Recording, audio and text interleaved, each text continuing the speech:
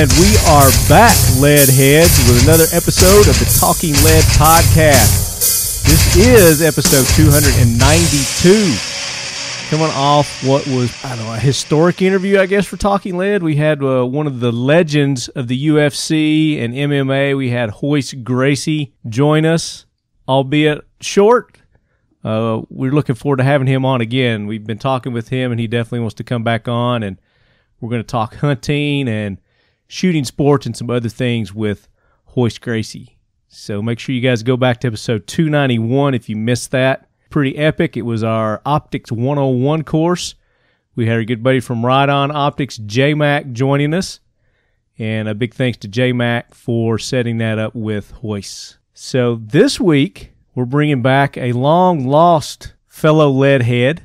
He's been lost in a move. So we finally tracked him down. And I know you guys have been anxious to hear from him. It's our good buddy from Smith & Bradley Watches. We've got Jerommie Smith, ladies and gentlemen. Hello there. Jerommie, where you been all my life, man? Oh, man, we expanded. We got a repair facility in Illinois. We got our production in Florida. Coming back and forth in between, shuffling new house here, new house there, setting up both places, expanding a little bit. So, good been stuff. A little busy. Good stuff. Now we did get a chance to see Jerommie at SHOT Show. He did come by the Buck Knives booth, and we did a couple of awesome giveaways with Jerommie.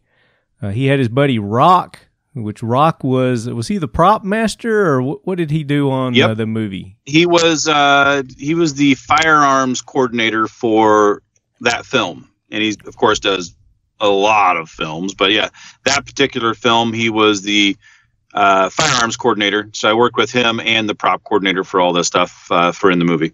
Yeah, for you new listeners that don't know what we're talking about, you go back several episodes, and Jerommie has his watches featured in an upcoming Bruce Willis movie.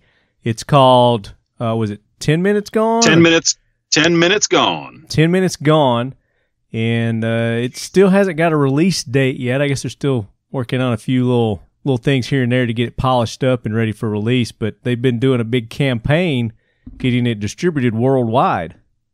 Yeah, this is going to be a worldwide. You know, they were going to start with U.S., then it got picked up with UK, and then some even more distribution picked up for worldwide. So it kind of keeps growing and growing and growing without it even going anywhere.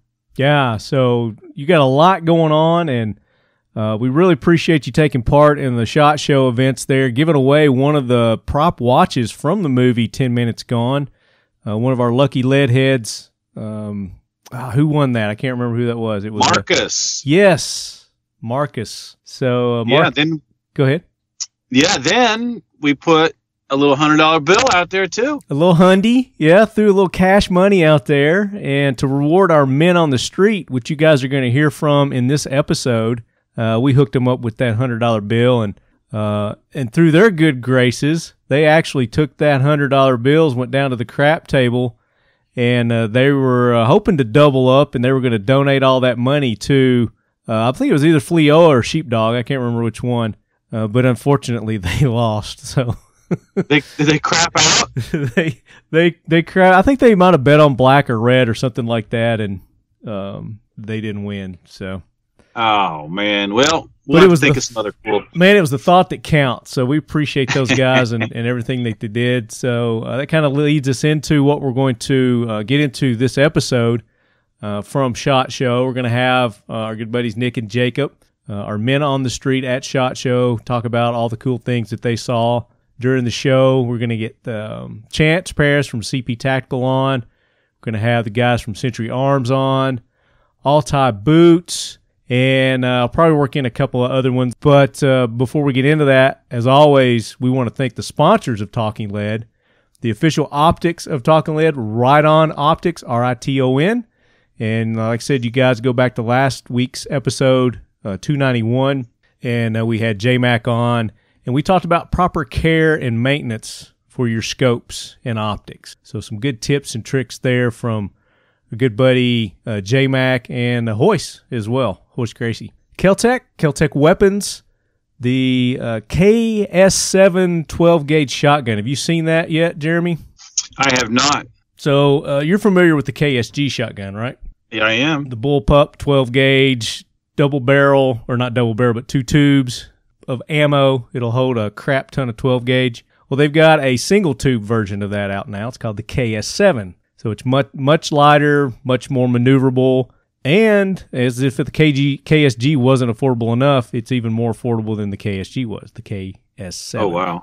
Yeah, it's pretty sweet. I got to shoot that at SHOT Show also on the range. It was a very nice shooter. They've got a few different features on it than the KSG. So you guys go over to Kel-Tec's website, keltecweapons.com, check that out. And then, of course, X Steel Targets. X Steel Targets. AR-500 Steel Targets, Jerommie, that's where it's at. If you're not shooting AR-500 Steel Targets, you're missing out. There's nothing more gratifying than that ting when you hit that AR-500 Steel Target. xsteeltargets.com. And, of course, Modern Spartan Systems. We talked about them on last episode.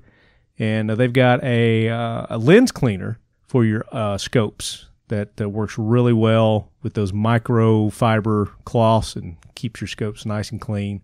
And, of course, their accuracy oil, carbon destroyers, and, of course, the TVT engine oil additive that they have for your vehicles that I run in the old lead sled and all our vehicles here at the Talking Lead Leadquarters. ModernSpartanSystems.com. So, Jerommie, we've got some jackwagons to take care of. All right. So let's let Gunny bring that train in, and we'll take care of them. Hoorah, Semper Fi, do or die, hold 'em high at 8th and I. It is time for the Talking Lead Jackwagon of the Week, so brace yourself, baby. Okay, so as you guys know, there's been a lot happened since last episode. Not necessarily in this country, but there has been some gun news. And it's, of course, the New Zealand massacre that happened in Christchurch at those Muslim places of worship. What do they call those? Mosques. Thank you, mosques. I had synagogue stuck in my head. I said, Jewish. No, those are Jewish. And, I'm sure everybody's heard some variations or some degree of that story. We're not going to go into great detail on it here, but, I mean, obviously we want to acknowledge that, yes, that did happen. It's just amazing to me the coverage that it's getting in our country, even though it happened in another country. Well, because it bodes to one side's platform. That's why. And it does. And you would think that it happened just down the road, as much attention and coverage as they're giving this massacre. And yes, it does merit coverage and talking about, but for the past, has it been over a week now?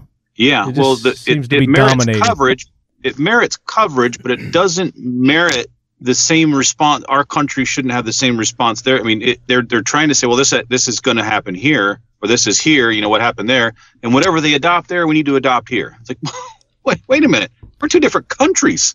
But even if you look at how they're reacting to it, it's just like the liberal media and liberal politicians react here. It's knee-jerk. Let's do something, just quick and try to appease everybody by banning all the semi-automatic military style firearms. Yeah, so they go, we're banning all this, we're banning this, ban this, ban this, ban this. Okay. So, one of my best friends is Muslim, just out of the military, and he's from Turkey. Okay. So Turkish military. Well, no, he's with our military, but he's Turkish and he's Muslim. Okay. But he works for our military, and he just got out. He's like, he goes, this is going to get crazy stupid. He goes, the left is going to go haywire with this. He goes, it's not about guns. He goes, if he didn't have that, he'd have got something else. If he didn't have that, he'd have got something else. His intent was to go do something, and he was going to use whatever means was necessary and available to him to go do it. That's true. And so whether it be an AR, a long gun, a pistol, shotgun, whether it be a Molotov cocktail or whatever. I mean, so if that country had no firearms whatsoever, you couldn't get it to do anything, and that guy's intention was to go do harm there, he was going to figure out how to do it. If you've seen the videos, what I was going to say is if you've seen the video, and I know it's been banned and it's probably nearly impossible to see now, but I had the opportunity to see it before He got pulled off everywhere. And in the back of his vehicle, he had gas can bombs. I don't know how many, 4 or 5. See, I didn't even see any of that. I've refrained from watching it because I knew the direction it's going to go, and it's all speculation and everyone's opinion. Yeah, just state the facts and leave it there. Yeah, and that's what it boils down to. But I think the video is crucial. I don't think they should ban the video. I think it's crucial in seeing, because people do form these opinions, and they just get one side from the media. They don't actually know. But if they go and read the manifesto, they watch the video, they see the video, then they're better to form an opinion, as far as how it goes. I mean, yes, it's tragic, and it should have never happened. And this guy definitely deserved, and I can't believe he didn't kill himself either. I mean, they caught him alive. He's going on trial. His intent was not to kill himself. His intent was to do all as much harm as he could. So if you take that theology that he had of what he was going to do, he was already prepared. It didn't matter if the firearms malfunctioned, they quit working. He had already backup. He was going to do something apparently to do his job. I mean, the mind was sick. The mind has a problem in this guy. Just the mode of which he got it done. So, okay, you ban firearms. Okay, then he goes to the next one. You ban that. Okay, he's going to the next one. You ban that. It's not going to stop. He's going to find out just different ways to do it. You can take everything away, and he's still going to find a way to do it. Yeah. And I don't know that this is, I don't think we attributed this one to mental illness, not yet anyway. I mean, we need to hear what they say about it. But he apparently is a part of a group, some sort of extremist group. And the fact that he didn't kill himself and that he did surrender to the police just tells me that, as far as his mind goes, it's working fine, other than, I mean, he's got some jacked up views on the world, obviously. But that doesn't necessarily disassociation. Yeah, doesn't necessarily mean he's crazy or wacko. I mean, obviously he doesn't think normal, and that's and what's normal, Well, and that's just it. What is the definition of that? But clearly, obviously, there's killing right. people is not that's not nor in the mindset of doing it just for the pure to make a statement kind of thing. But the point is, that's their knee jerk reaction. The prime minister there, and you haven't heard from the majority of the firearms owners over there. I'm sure they're up in arms over them. Up in arms, pun intended, I guess. Over this, I'm sure they don't want their firearms rights taken away from them, just like here in America when they try to do that to us. But you don't hear that side of it. I would love to hear some stories on the actual civilian population, on what their opinions are on this, where the prime minister, and it's not the same kind of government that we have here in America. It's more of a monarchy over there. Well, you're not going to hear it because it doesn't fit the narrative. No, it doesn't fit the narrative for over here at all. No. For America. So you won't see that unless you're watching some foreign newscast. You're not going to see it aired here. And they may very well have the ability that the prime minister can make the decision and go uncontested. And that's what it is. I mean, I don't know exactly how their government works over there, but I know it's not like America. So yeah, but then they're going to take that, and if that goes through, translate it, to here. Exactly. They're going to say, well, they got it done over in this country, so why can't we do it here? Well, it's not the same kind of government, And there's a reason why it's not the same kind of government. It's so that the government can't do that to us. They're going to scream loud enough. They're going to yell. They're going to stomp. They're going to just completely keep talking till everyone becomes numb to the point that, okay, this is now the narrative of here. And this is where I think people have to completely wake up and fully understand the totality of this situation. If they even remotely adopt anything like what New Zealand has done here, everyone says, I got my guns, I'm going to resist, I'm going to fight. Be prepared, because that they may come. But at the same time, they have, demasculinized a certain group of population. They've done so many things to go and attack strategically to reduce the number of people that would be willing to stand up and fight. You really got to step back and go, okay. And this is where kind of the conspiracy mind has to start connecting a few things and going, wow, they've really done a few things here, and we really will have to. You really got to step back and take a big look at everything. Yeah. But what they're doing there is not going to happen here. You know, and especially if people like us, people that listen to this show, stand staunch on our Second Amendment rights and don't budge, don't give an inch, and you have to make your opinions known and heard, and you do that by contacting your representative, state, local, and federal. You know, actions speak very loud. And when they say, well, I'm fighting for the rights, if you're not making those calls, that you're just talking just like they are. They're talking and talking and talking. Make the calls. Make that one step further to have some form of action. Make that plan an actual action. So I tell everybody, call your reps. Call everybody that's in your district. You know, the more that they hear, the more they have to represent. You know, you got to put it out there in front of their face. And people say, well, I can't go to Washington. No, you don't go to Washington. Go in your backyard. Start stomping right there. Yeah. And you know, it's important that you understand that this is in another country also. This is not this is not happening in the United States. This was in New Zealand. So, I mean, I think that's another thing that the left media tries to pull over. You know, they make it so as a matter of fact like it happened here. But I think that's enough about Christchurch and the shootings and this dickweed that pulled it off. And it'll go off to a political thing that just keeps going. Yeah, and I think they'll probably find that he had some help in doing this as well, planning and executing it, and it'll lead to some other things. So we haven't heard the last of this, so I'm sure we'll talk about it more in the future. But there's before we get into the one that intrigued me that you brought up, let's take a couple of our Talking Lead head jackwagons. And this one is from Giddy Up. I haven't heard from Giddy Up in a minute. Says, got another one for you. And he's got a link here. Lindsey Graham, of all people, is allowing debate on strict red flag laws. Let's hope this hearing is just to not allow it to continue, but if Graham is signing up with the gun grabbers, it will be a sad day. And then, of course, the red flag laws, if you guys aren't familiar with that, kind of in a nutshell, it basically, if you suspect someone maybe that owns firearms that doesn't seem to be stable, then you can contact your local authorities and they will go and supposedly they'll go and confiscate the guns for a certain period of time. And then they're supposed to be able to get those guns back. But we all know once your guns get confiscated, you're not ever going to get them back.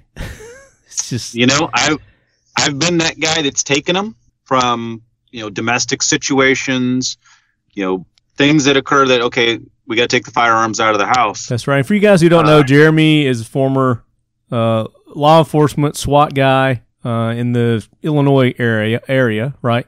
Oh, yeah. And many years. Those courts don't really tend to give them back. Yeah. Until you're going to have to do everything that you would have never dreamt of doing. The cards are stacked against you if someone turns you in under the red flag law and your guns get confiscated. Now, Colorado just went through this. They've got that enacted, and one of the sheriffs out there said, "I'm not going to participate in this. He's going to not do it." Yeah. Well, I don't think it's a good thing. And there are organizations that are coming up with programs for voluntary, I guess, gun.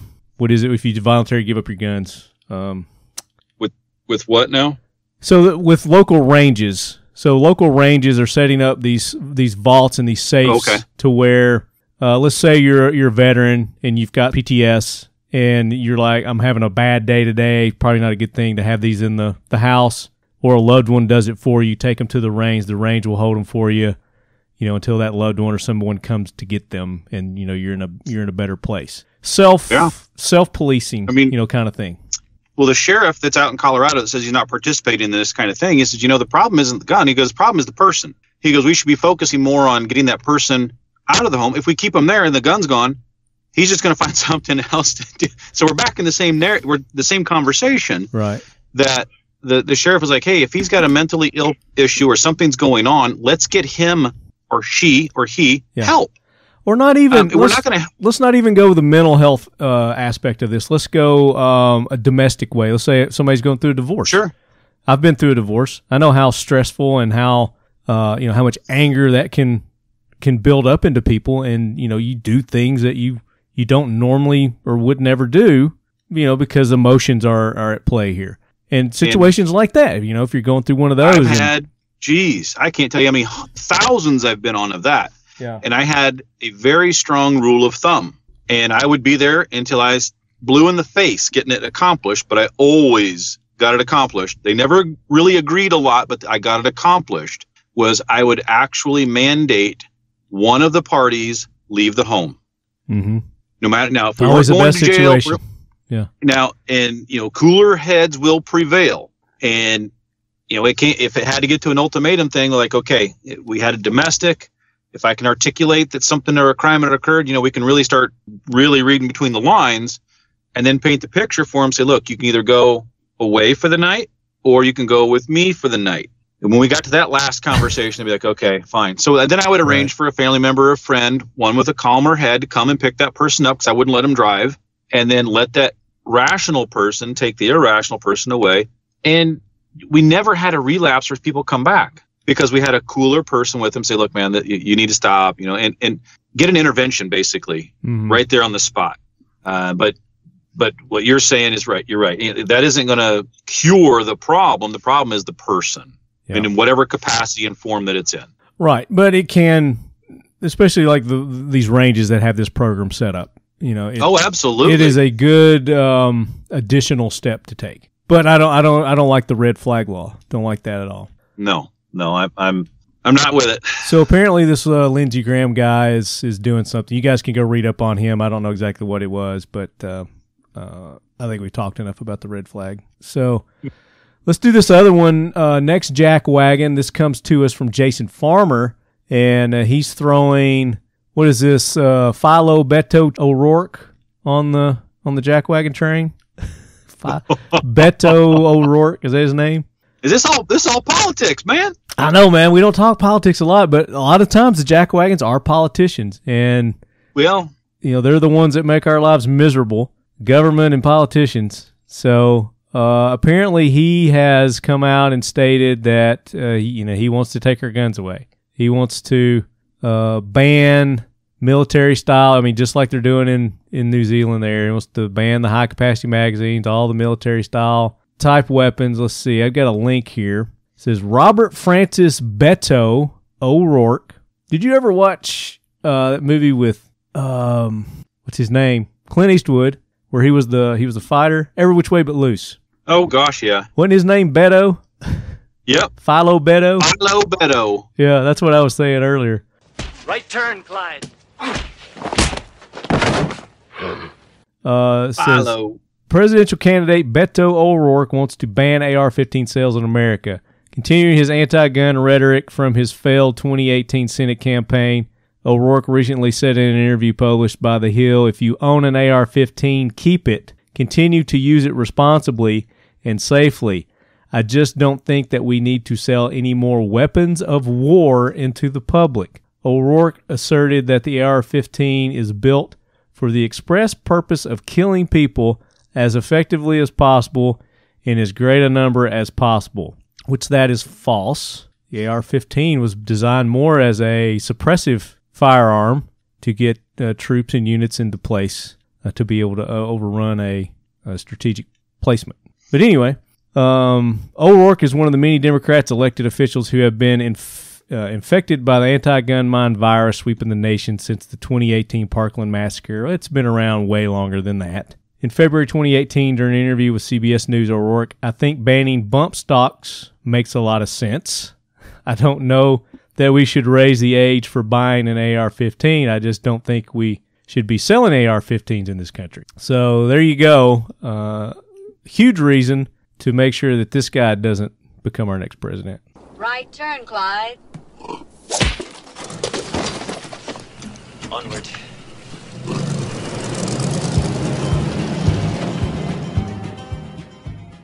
From a guy who is just totally, well, he was born to do this, from what he says. He's born to do this. A guy that comes from a family of corruption from the biggest degree, from a guy that's a burglar to a DUI guy to a guy that has totally mismanaged everything he's ever done. But he's the one who can actually rule. He can't even take care of his own self. Yeah, he's got no business. Well, I always say, politicians are people that can bullshit people, but they could never hold a job in the private sector because their ass would be fired in the first day of being there. Could you imagine going to your boss and bullshitting them with all that stuff they say? They'd be like, dude, get out. You're fired. I mean, sit there. And could you imagine sitting in your office and you have this Beto guy coming in there and he's like, why do you get this done? And give you this bullshit excuse? Yeah, like, get out of here, you dickweed. Which I'm sure he probably got that a lot. So I'm sure. Mommy and Daddy have put him up where he's at. That's where he. And he married some sort of millionairess or something like that. Some chick that inherited millions of dollars. So surprise. Anyway, yeah. So who sent this in? Jason Farmer. Thanks for sending that in. I think we all kind of knew pretty much anybody on that side. This is going to be their goal. This is going to be their big crowning achievement. If they can get any sort of gun laws or gun reform passed, then they're going to be heroes. So let's talk about conspiracies. Ooh, man, I tell you what, I'll go down that rabbit hole so far. Woo! Let's talk about some conspiracies. Let's go back to how long ago was that? Ferguson. Oh my! Ferguson, Missouri. 06? Was that 06? Has that been that long? Or has it been longer than that? Well, no. Maybe it's 12. I don't know. I have to look it up. I don't know. It's been a little bit, though. It's been a while. So you ran across a story that, and you were telling me about it, and it kind of made me go, huh. It intrigued me and I'm very intrigued. much. I'm intrigued with conspiracy theories, although I'm not a conspiracy theorist, although I do believe in Bigfoot. I don't know. Is that a conspiracy? So here's a headline. It's from the AP News. It says a puzzling number of men tied to Ferguson protest have died. And you want to go into a little more detail on this? Now, Hillary's got to be involved somewhere, right? Yeah, the Clintons are definitely involved somewhere here. It's mind-numbing to think all of these leaders of this protest, and these are all these are attributable heads of certain degrees of people that were part of this protest. These aren't just like crowd people. Mm-hmm. These are people that were directly involved in heading up certain degrees of the protest. And large numbers of these people are now dead. So do the percentage equation on this, and you go, okay, there's this many people that were involved in this, and this, but only the heads of these groups are the ones being, I shouldn't say being, speculative. That seem to be targeted. But yeah, they're gone. They've died. They've committed suicide, been in wrecks, explosions, mysterious, broken neck incidents and heart attacks. Overdoses. How in the world do you take whatever 20 people that were in charge of this whole thing and you got like half of them dead? So 6 deaths, all involving men with connections to protests in Ferguson, Missouri, drew attention on social media and speculation in the activist community that something sinister was at play. Dun dun dun. Is Jack Reacher somewhere?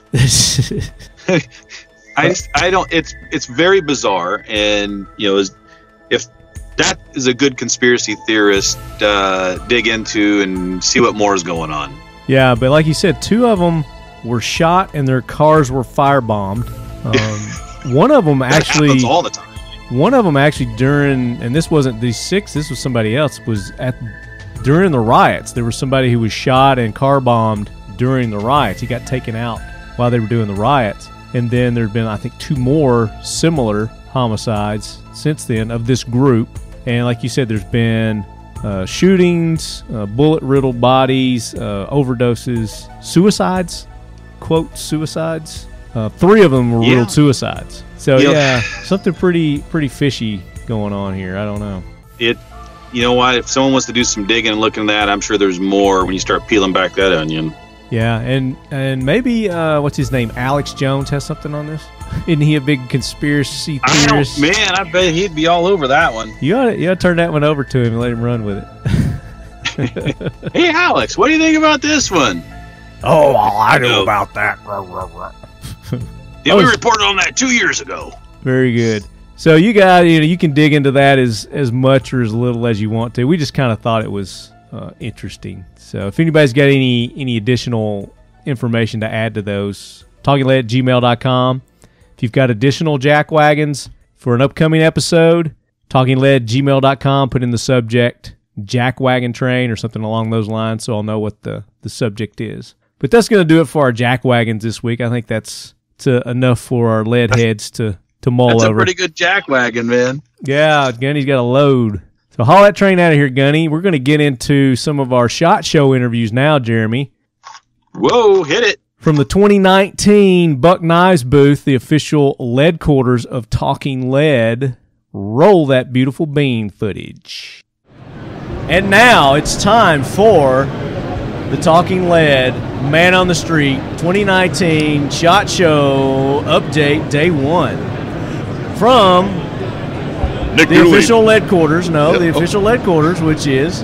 The official Leadquarters, which is Buck Knives booth. Boom. Here at the 2019 SHOT Show. There you go. And somebody who has a far better radio voice than I do, ladies and gentlemen, none other than Leadhead Nick. How are we doing today? Cue humongous applause of the three people who know me. People are going, wow. Oh, the Leadhead knows you. Leadheads know you. Yeah. And then we also have another huge Leadhead fan, follower, a contributor. What's the word I would say? Engager. Absolutely. Jacob Rozeski. Did I say it right? Absolutely, Rozecki. Not Rozeski, it's Rozecki. Hey, I give you props for being pretty darn close the first time you said it. You know who I'm talking about when I say your name, though, don't you? Oh, absolutely. And you brought along a sibling. I did. My brother, our RT guy for Dooley Defense. Hello, I'm Mike. So you just make sure the internet's running? Yeah. Normally it's up and good. It's the face of the company now. Yeah. He provides support to us while we do his duties. Yeah, very cool. Pretty much. So this gang of Leadheads has agreed to be my men on the street.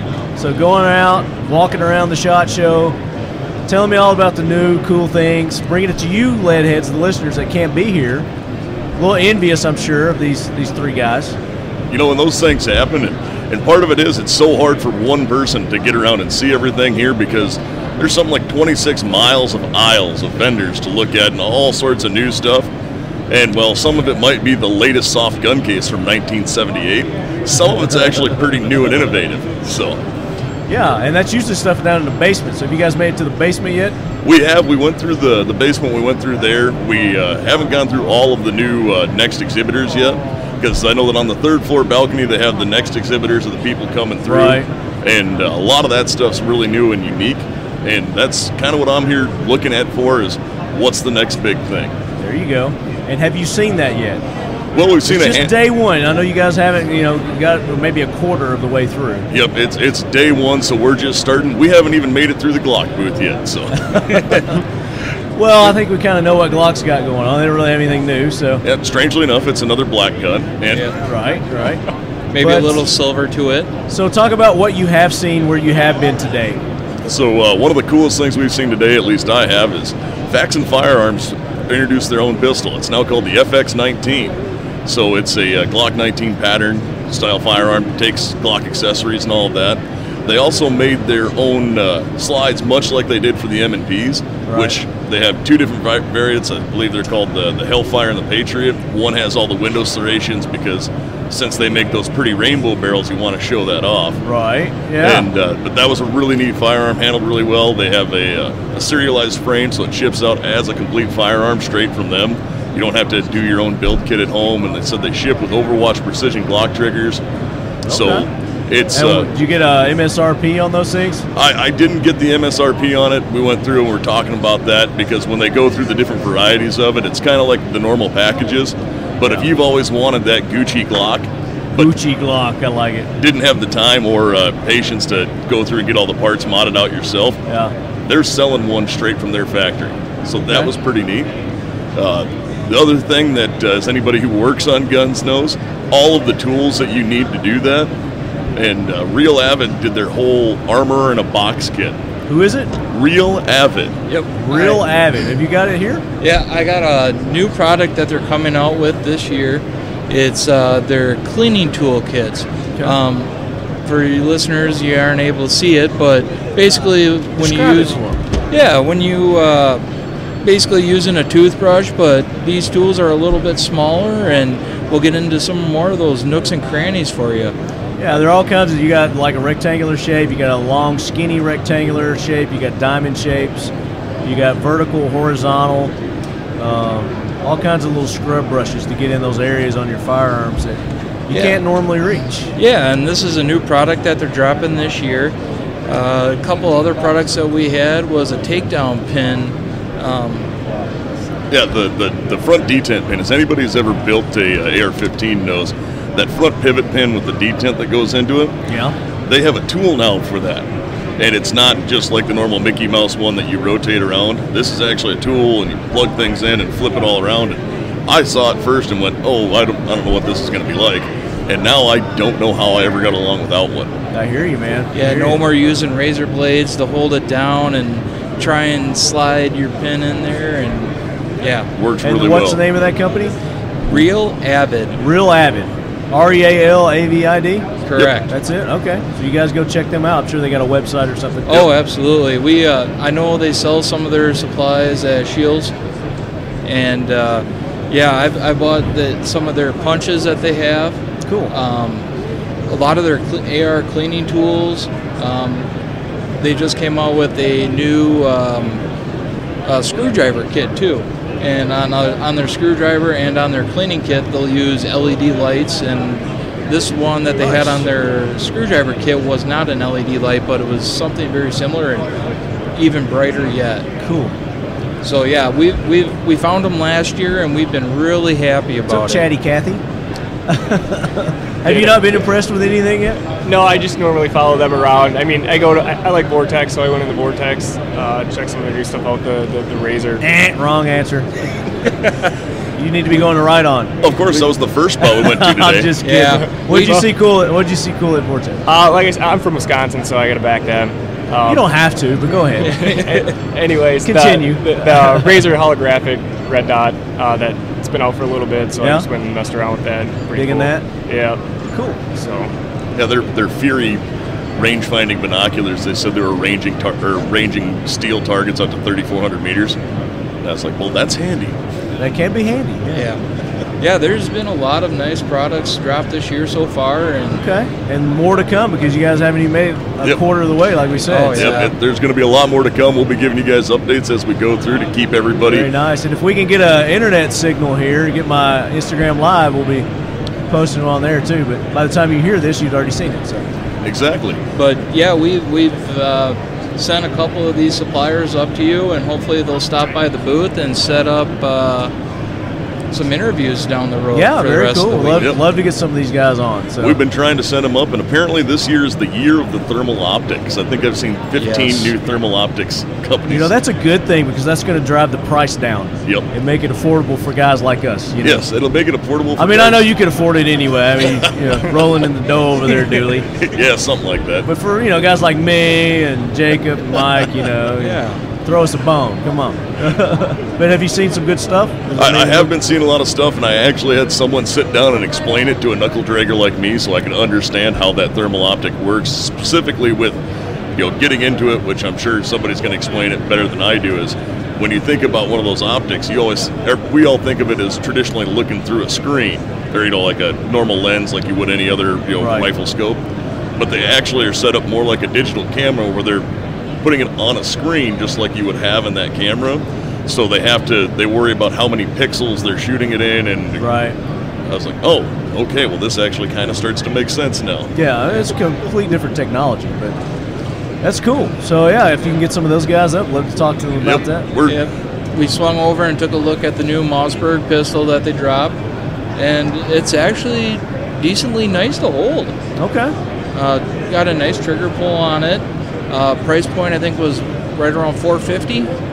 somewhere. I think it was a their little MSRP. bit. So it'll probably come in like around 4 or something. Yep, I think the MSRP was a little barrel. MSRP or street price will probably be in that $375 to $400 range. Yep. So and mags for it'll be easy because they're 43 mags, so they use the Glock mags and compatible with the Glock 43. Yeah, G43. Yep. Oh, we also just put hands on the new this year, the Franklin Arsenal not semi-automatic 9mm carbine. Not semi-automatic. Oh, Yep. okay. What are they doing this year now? You know, Yep, they did the barrel thing last year. The aptly named Churro gun. SBR. That's not SBR. Yep. No, this year they have a new one, and this, if it pans out, might not be a bad idea, but they have a double action every time you pull the trigger. When you pull the trigger, it cocks the bolt back. It's got 2 brakes. No, you pull the trigger back, and it pulls the bolt to the rear, and then releases it forward, and you pull the firing pin.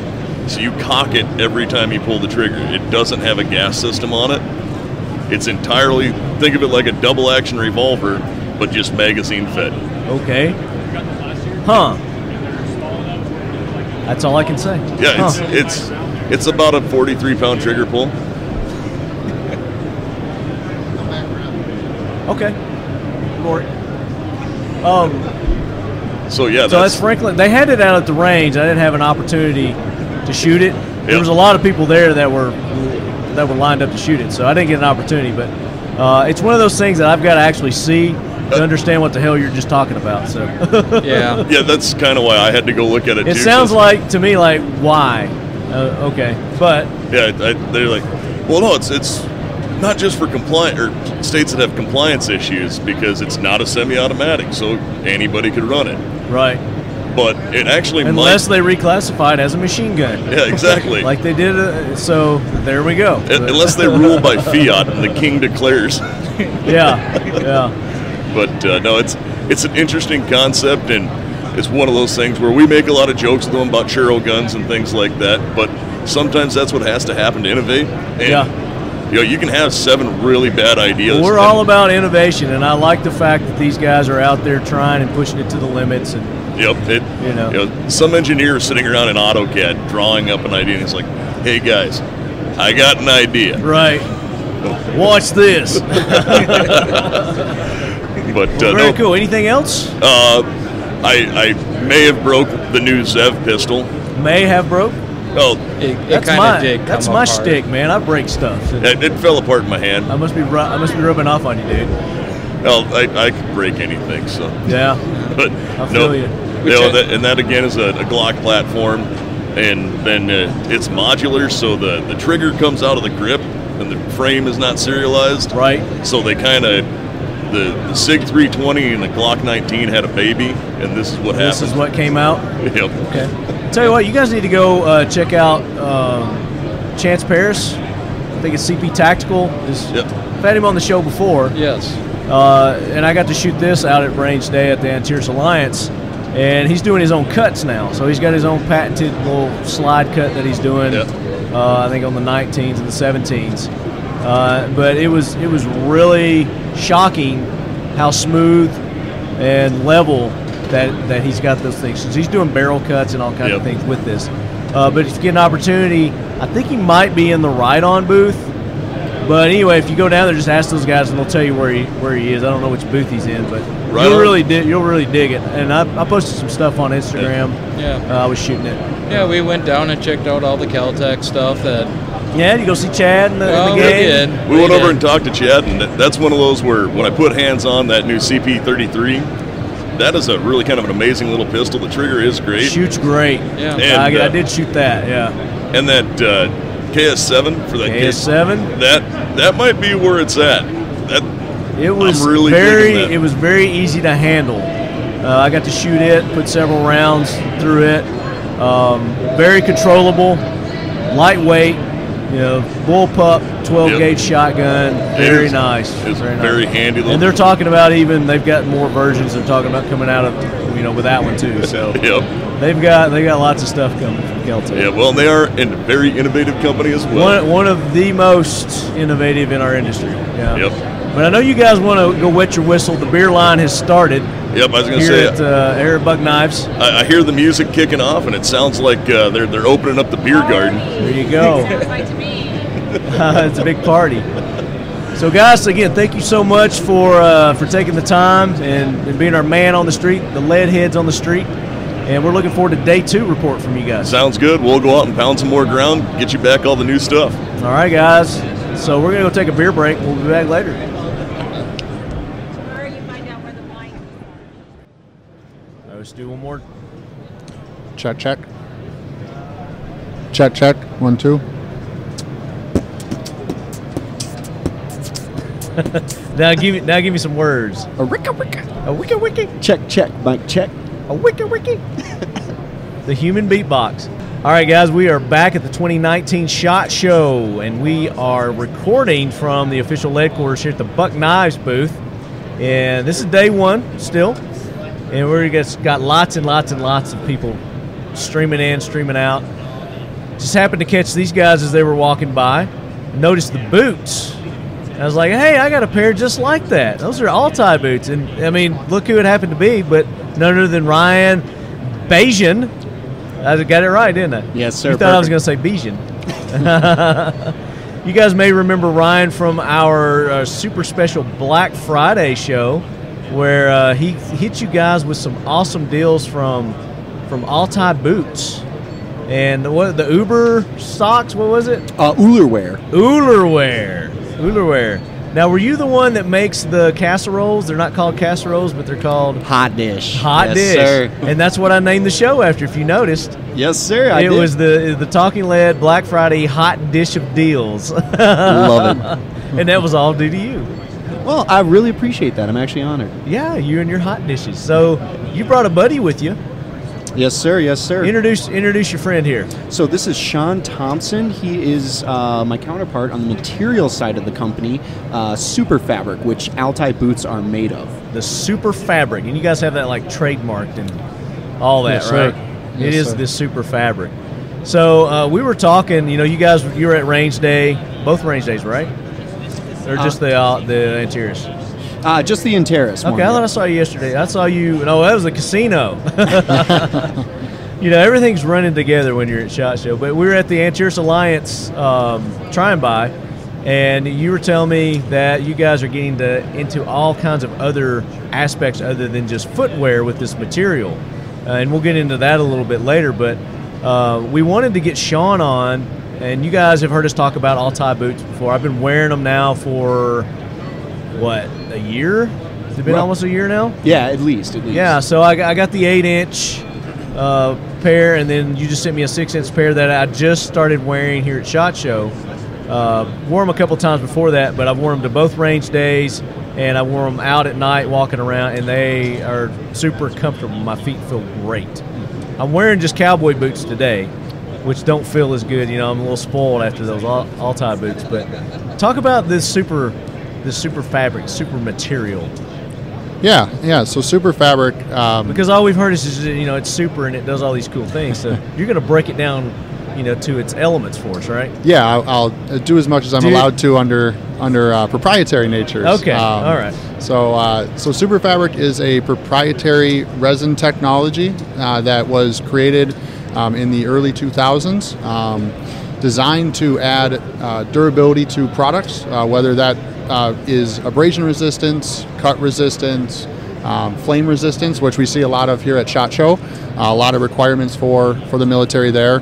Right. It's extremely unique in the sense of we're able to configure these guard plates, is what I'll call them, the little dots on top of the fabric that you see on those Altai boots.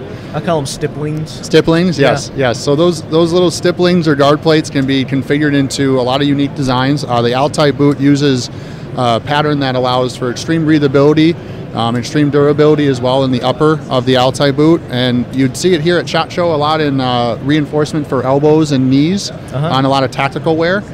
So pads and elbow pads. Elbow pads. So anywhere where you might need heavy reinforcement for high wear areas, you'll see that. And Altai footwear is unique because a lot of the other footwear clients are only using Super Fabric in a small area for reinforcement. And Altai really is taking advantage of those benefits that Super Fabric has to offer and put it in the toe caps of some models.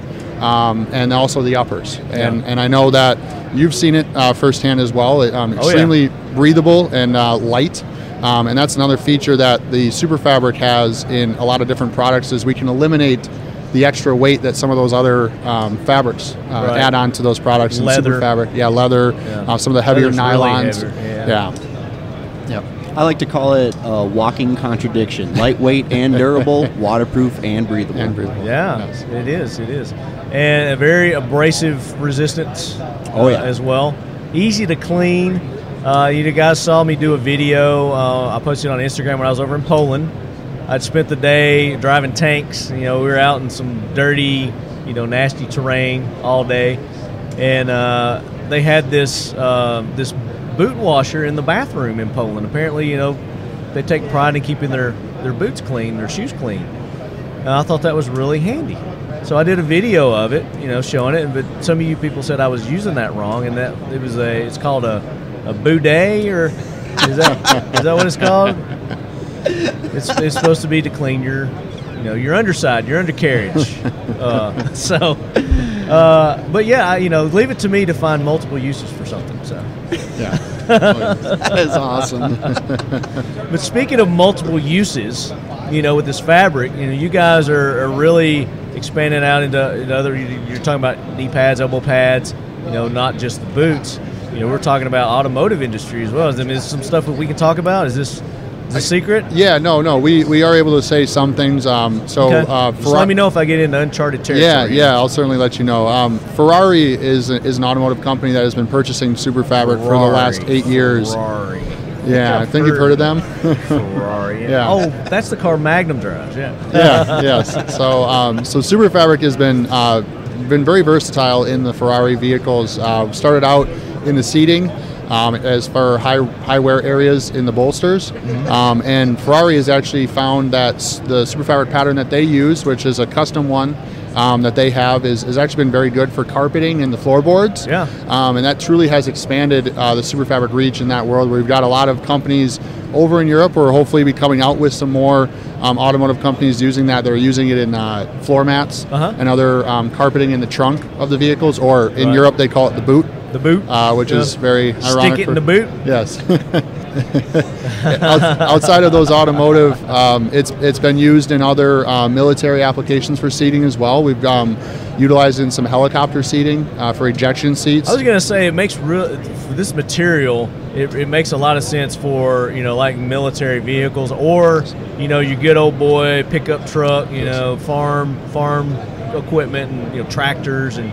Your big trucks like that. Yeah. People are getting dirty. This stuff's so easy to clean. It's very, they said, abrasive resistant, fire resistant, Yes. So, and it's comfortable. It's soft. It's lightweight, so it's not going to add a lot of weight to your vehicle or whatever, your clothing that you guys are going to implement it into as well. So yeah, we've seen a lot of aftermarket in the automotive where they're upholstering those seats. We've had actually a couple of my managers previously used it in their personal trucks because they would always take their dogs out hunting. Yeah, and those dogs tear up the back of their car or the back of their truck, and those trucks are expensive. So they're using Super Fabric as a way to prevent some of those claws as well from digging in and ripping that. Very nice. Yeah. So what else is it being used or going to be used as that we can talk about, that we haven't really mentioned there? Yeah, so the latest innovation for Super Fabric in general, it kind of covers a lot of different industries with its use, but it's antimicrobial is a feature that we had been thoroughly testing in Europe. Which for our people who don't want to Google antimicrobial, tell them what that means. It's essentially designed not to spread any diseases. So in the case of like in hospital seating, it's not going to allow any bacteria or microbes to build. It's going to actually deter that. So these germs and bacteria aren't going to stick to this material. They're just going to fall off. Yeah, a lot of the hospitals that we've been testing this at over in or internationally have been replacing that for that, and trying to eliminate that superbug from generating within a hospital and all the bodies, and we've seen a lot of interest in hospitals, but also seating as well. Yeah, and another great thing about the antimicrobial, talking specifically like with footwear, it's odor protectant, and so for a lot of us guys, I mean, let's be honest, Stanky feet, man. Yep, exactly. You know what it is. And, the antimicrobial, I mean, whether... You should make socks out of this. I had that thought the other day, and, Sean and I have actually been talking to some folks. As long as it's breathable, I think you could do it. Yeah. The nice part about the super fabric plates, the design with all the gaps, is we did that on purpose to allow for that breathability.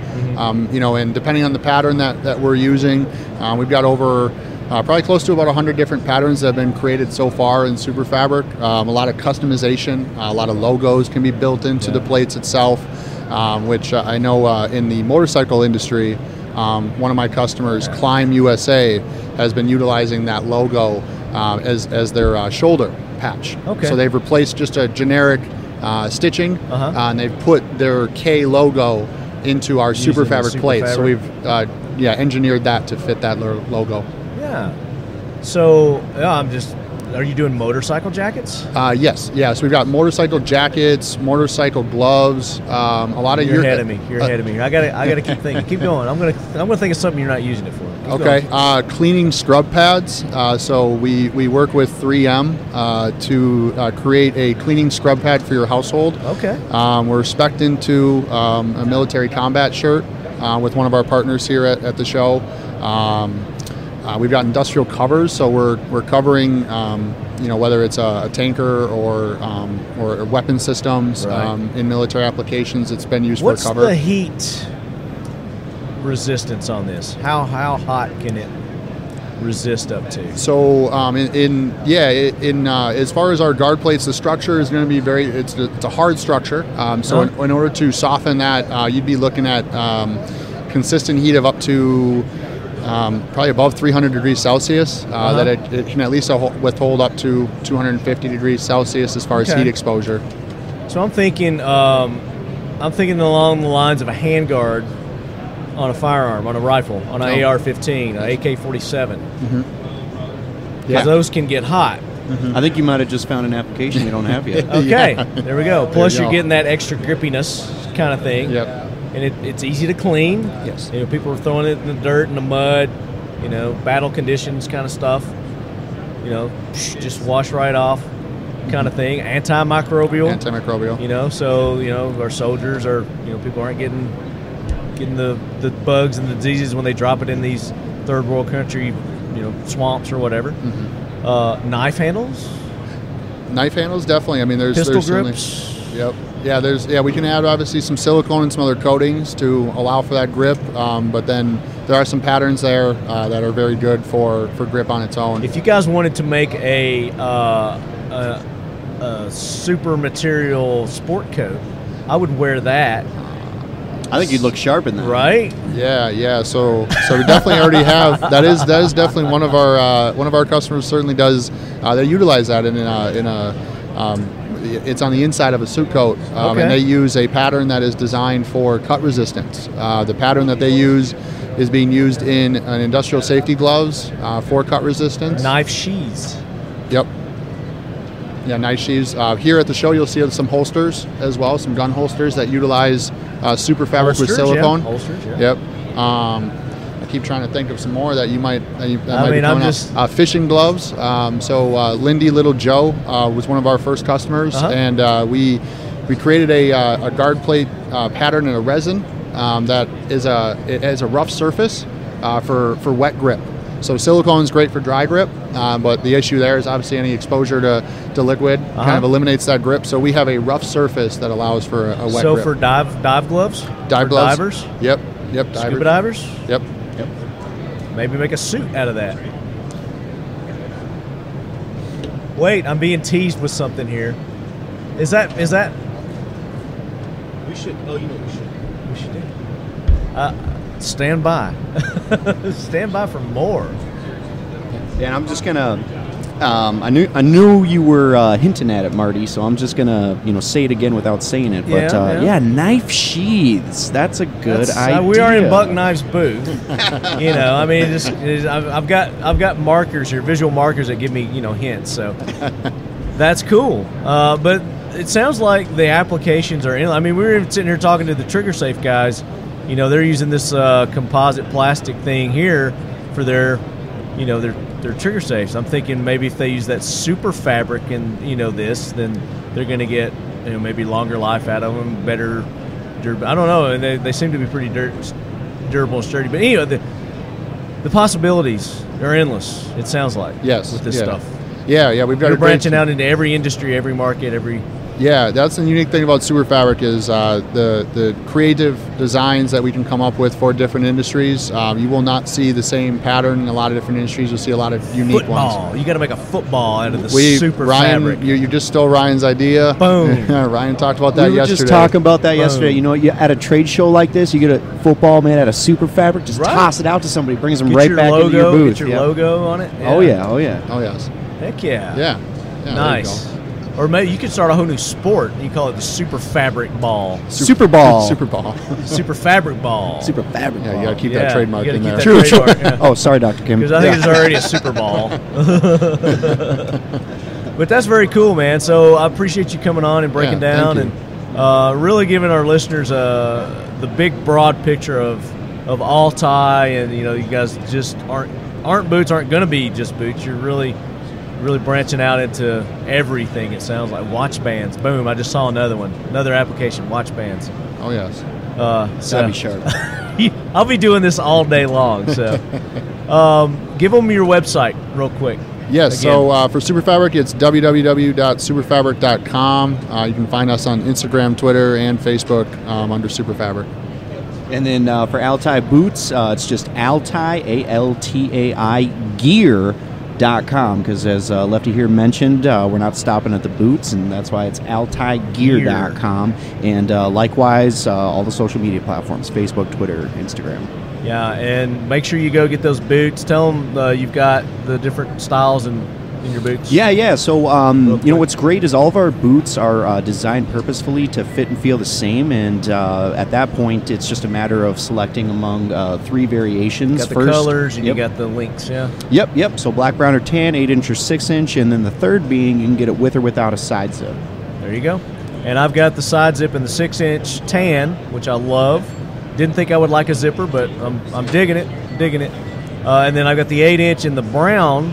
Is it just brown? Is that how you call it? Brown, or is it? Yeah, brown, kind of like a coyote brownish. Mm-hmm. Really like that too. I haven't tried the black ones yet, but black's black, So maybe we'll get Pepper some black ones.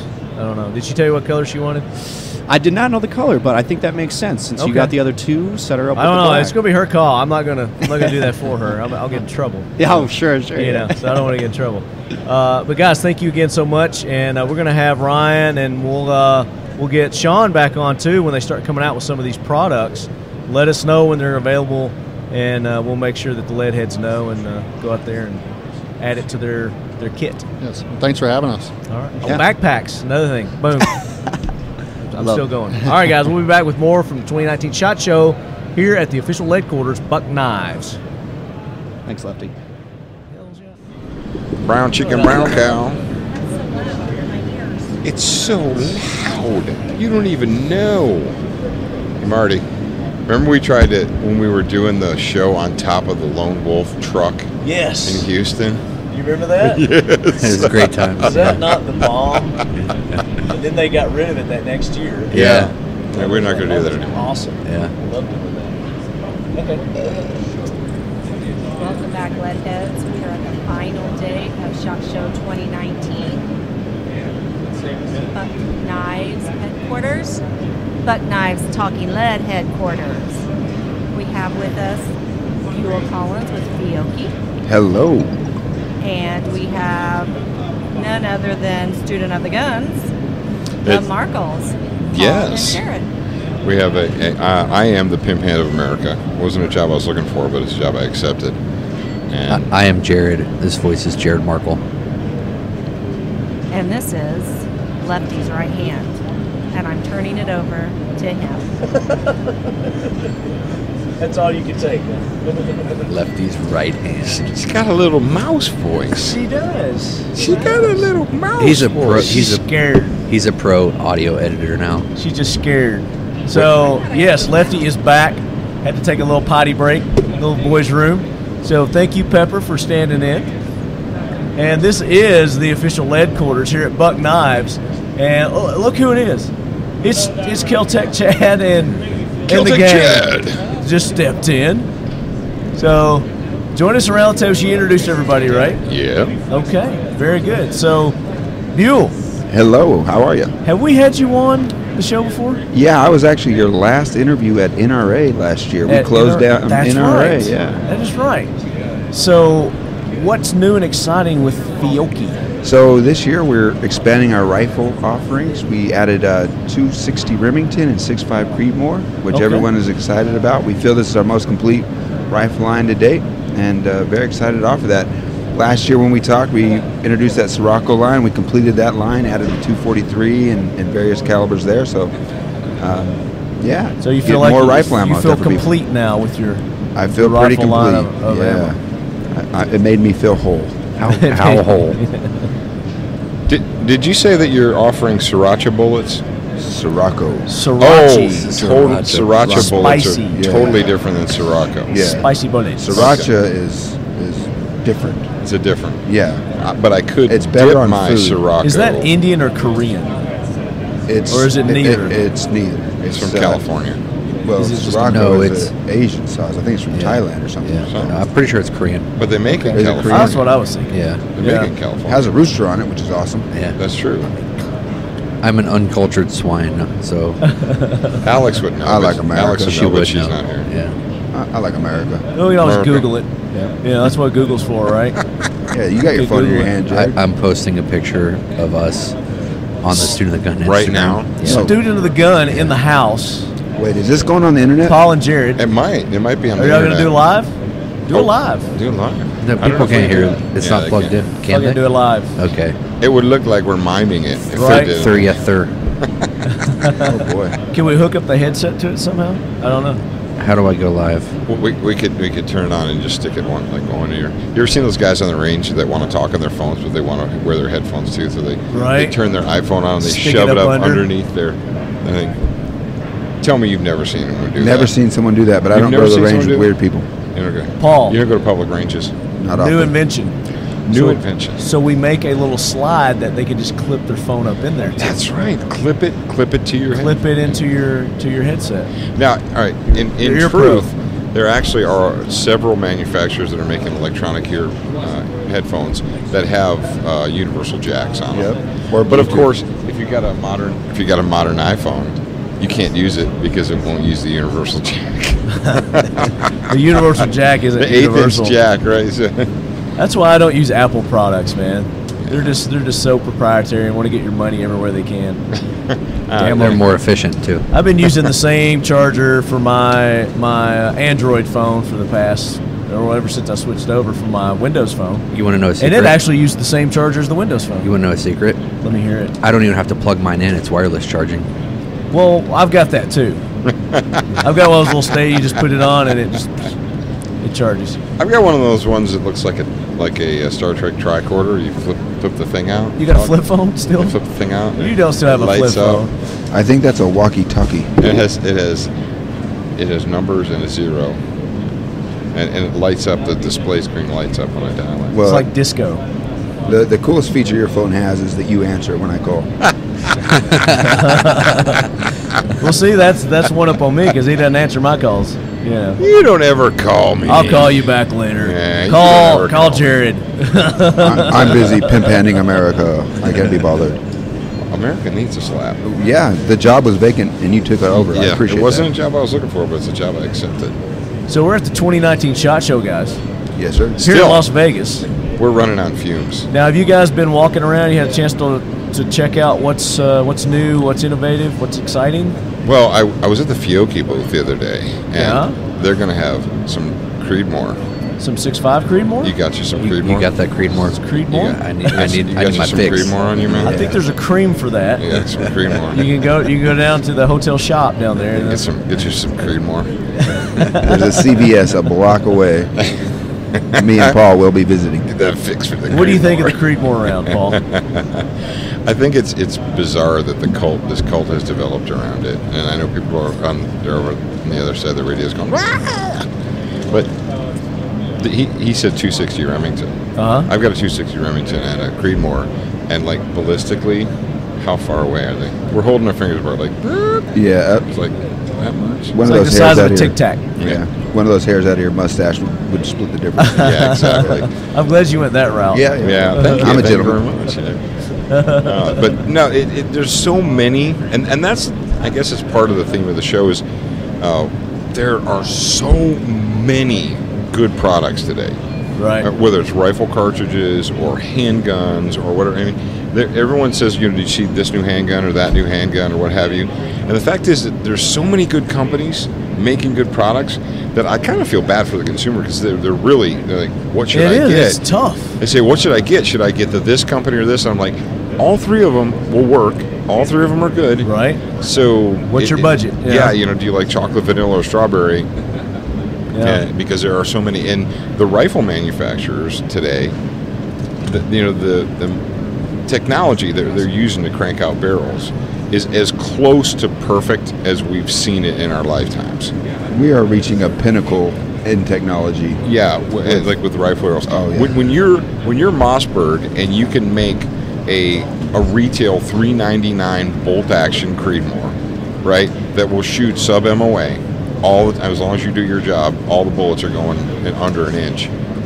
How do you top that? Yeah. I mean, if you think about just a generation ago, what you had to invest to get that performance. Yeah, it's exactly. incredible. And when someone asks what should I get, this or that, you know my answer for that? I've always been more of an and guy, not an or guy. Mm-hmm. So do both. This is America. Come on. Get this in there. Yeah, this isn't East Germany. We're not standing in line for bread. That's right. This isn't Russia, is it? Is this Russia? Yeah, this is America, baby. Well, there's a Moscow, Tennessee. And there's a Moscow, Idaho too. There is. That's where Brian Keeney lives. Oh yeah, that's from right. Occam. Did you have Occam here? Oh, all Did you the have time. Keeney here? Oh yeah. Oh, okay. Well, I have some. If you're here at the show and you go over to the Frog Lube booth, they have the Occam lube dispensers with frog lube in them. Did you know that? We talked about that. Oh, well, very good. He was on 2 days ago. You're 2 days late, Paul. Actually, 2 days late. I was at the very beginning of that, so it's okay. But that is actually my coolest product of SHOT Show this year was the Occam lube. The Occam lube. Yeah, it's so cool. It's genius, isn't it? And it's such a like simple concept that fills a real need. People, needed that little product. There have been so many companies that have tried to do that over the years, and it didn't work. Yeah, it took a physicist like Brian. Yeah, physicist. He's a mechanical engineer. He's everything. He's a bearded warrior. And he's a big giant dude. Big giant bearded dude. Maybe you wouldn't think. Jared, what do you like think that. is the best thing? Here at the show, There's a couple things. I like the collaboration between Occam and Frog Lube. The Frog Lube's going in the applicator for Occam. Yeah. Other than that, we're just focusing a lot on people. So this is my 10th year. It's my 10-year anniversary of the SHOT Show. Happy anniversary. Yeah. When I come here, it's more of a family reunion, and then there's products to get to see too. So occasionally, occasionally we get to see products. I think the right hand over here. So would you be nicknamed Salt because you got pepper over here? Salt? No, I'm Lefty. You're Lefty. That's okay. pepper. They're in effect. Yeah. But we could go that route. That would be good. Salt and pepper. Salt and pepper. It used to be Poncho and Lefty. Now it's Pepper and Lefty. Pepper and Lefty. Yeah. I mean, wouldn't you rather have pepper than Poncho? Oh, yeah, for sure. On a long trip. Why? Thank you. So what's up with the Buck knives? What do they got? What's interesting and cool here? They have sharp things. Man, Buck Knives is awesome, man. They've got a full line of hunting knives. They're tactical knives now. They're making knives for the military. They've even got custom knives. So we had a World War II veteran on yesterday, Al Mampry, last surviving member of Easy Company Band of Brothers, 101st Airborne. Yeah, 96 years old. Great interview. He's probably been one of the most energetic interviews that I've had this entire show. He's sharp as a tack still. Sharp as a buck knife. Sharp as a buck knife. Thank you. Good segue there, man. I like that. So what we did was at the end of the interview, CJ Buck had a knife custom made for him. So it's Damascus steel, really beautiful. Damascus steel. It's like a 5-inch blade, and the handle was made from woolly mammoth tusk. Oh dear. Like million-year-old woolly mammoth tusk. And he had this beautiful wooden display case, and we presented to Al, and he was just so genuinely like shocked and appreciative. He's like, oh wow. I mean, you can see the look on his face. It's like a 3-year-old at a birthday party, opening up the presents. And CJ comes up to him, and Al's been busting on us all day. I mean, he's real quick wit and funny.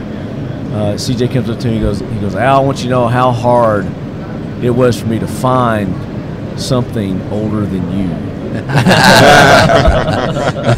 Nice. That's probably the funniest thing I've heard in a while. But they're doing all kinds of great things here at Buck Knives. I'm sure you guys are familiar with Buck Knives. You probably own one or two yourself. I've had them. Yeah. I think that Buck Knives is probably the highest percentage of Americans' first knife of any company. Like my first knife was a Buck knife. Yeah. Like everybody I know's first knife was a Buck knife. Yeah, when I was in the Corps, I had a Buck 112 that stayed on my belt like always. And I think it's the 110. I think they have a model that's called a 110. That was actually the true, 110. Like first tactical folder that you could use. It was robust enough that you could use it as a tactical knife. Yeah. It still had the brass finishings and stuff like that, but like as what we it's very popular on the 110. Yeah, and what we would know as a tactical knife today, Buck started that. So that's the first thing. I just learned something, guys. The they would have Buck put a clip 110 on that was bad in boy. when I was in the Marine Corps, it was in every PX. Really? Oh yeah. Everybody had one because it was in every PX. And when you see one, like you might not know what a 110 looks like, but when you see one, you go, "Oh, I know That's that a Buck knife." knife. Right. Yeah, That's a Buck. Yeah. I mean, you know a Buck knife when you see it. But yeah, so we're very, very gracious that Buck took us up and wanted to host the Leadquarters this year. Beautiful setup here. They got a beautiful booth, and we've had just great interviews all week. So just kind of want to talk to you guys because I know you get a chance to go and walk the floor and get your take on what's out there. We're seeing some new stuff. We're seeing some innovation. Well, yeah, there's a lot of U.S. Palm. A lot of our guys. You're an AK guy. Yes. So I am a new AK and in guy. your AK listeners, I'm sure that your dedicated AK listeners are very excited that Century picked up the original U.S. Palm company, and they introduced the magazines and the grips and all that at this show, and they actually kept on some of the original employees from U.S. Palm that are working for Century now to distribute that brand. Absolutely. And as AK owners, that's probably in the AK world. That's probably one of the greatest brand loyalties was the U.S. Palm. Yeah, they had a really loyal following. Yeah, they did. And when they closed down, everyone was super bummed. The last AK I had built, I had to source the U.S. Palm before they came back. And I had one like hidden back in reserve. You're like, this is mine. Don't touch it. Yeah, I'm like, when this next rifle gets built, this has to go there. Yeah. And I'll take it a different direction from me having a martial art background. One of the coolest things that I've seen on the floor is it's essentially a mat that you can wear. They have these suits that are padded, and I remember when they first came out, like how when you roll around on jiu-jitsu mats, right? Yeah, it's like a mat that you can wear. It's basically this bodysuit. And when they started these things, they were huge and boxy, and a couple of them that I've seen here. You mean like the fighting suits? Yeah, the fighting suits. Fighting suits. Okay. Yeah, I'm not sure what they're called. Force on force suits. Oh, I saw someone like beating that dude with a stick with one on. Yeah, there's actually another one that's there's one right over here, but there's another one that's even smaller. It almost looks like the video game Halo. It almost looks like that armor, and it's so close to your body. It used to be super boxy, but now it's more mobile. It's just getting the technology is insane. Nice. And that was here. Yeah. Okay. Very cool. Yeah. I'm sure you guys did some pictures and did some No, stuff. no, You didn't? I just saw it. You just laying it right here. in your brain. phone pictures. Yeah. He's got it up in his noggin. Yep. Yeah. It stood out to me because I've been doing martial arts for my entire life. Like, I need one. You're of doing those. weightlifting now, man. Yeah. You're like doubled in size since last time I saw you. My wife won't let me get punched in the face anymore, and so I like to take have up another hobby, right? I like to make my wife happy. Yeah. So That's I'm boring. I had to get my competitive energy into something else. So since we did Fight Strong together. Yeah. I've been lifting. Yeah. Good for you, man. You're looking great. Thanks, man. Looking great. You got Paul, motivated, and he's been lifting too. got gun show going. Yeah. Yeah. He over the holiday season he lifted more than I did. He didn't miss any workouts. I missed a few. Yeah. Well, I told you I took some time off, but I'm back. Yeah. I'm back into it. So Pepper and I both, and we're about a month back into the gym and making good progress. So it's all about your physical. Pepper, are you doing starting strength? Am I doing what? Are you doing starting strength? Are you lifting the barbells? Yes. Good for you. Yeah, she gets on the machine. She gets on the barbells and everything. Yeah. Barbells? Yeah, absolutely. Excellent. So Buell, Fiocchi. Yes, sir. Where can people go and get all this information on the new rounds that you guys have, your classic rounds, everything? FiocchiUSA.com. Our online catalog is there with all 450 of our SKUs, so they can look that up there. We do everything from 22 long rifle up to 300 Win Mag, 25 ACP up to 44 Mag, and every shotgun shell you'd ever want to shoot. So check it out, FiocchiUSA.com. You can find us on Facebook, Instagram, Twitter, all doing that the stuff. social medias, all the social medias. And He's got a MySpace account. And then walk into your favorite ammo store and pick it up. Pick it up. Yeah, we are. But don't put it back down. Yep. Take it to the counter and pay for it. Yeah. Well, Paul, Jared, love to have you guys back on our normal show that we do. We'd love to get you on the AK corner because Paul, you're a big AK guy. You know a lot about AKs. A little bit. So we need to get you on the 12-part series that we're doing, the AK corner. And is that a real thing now?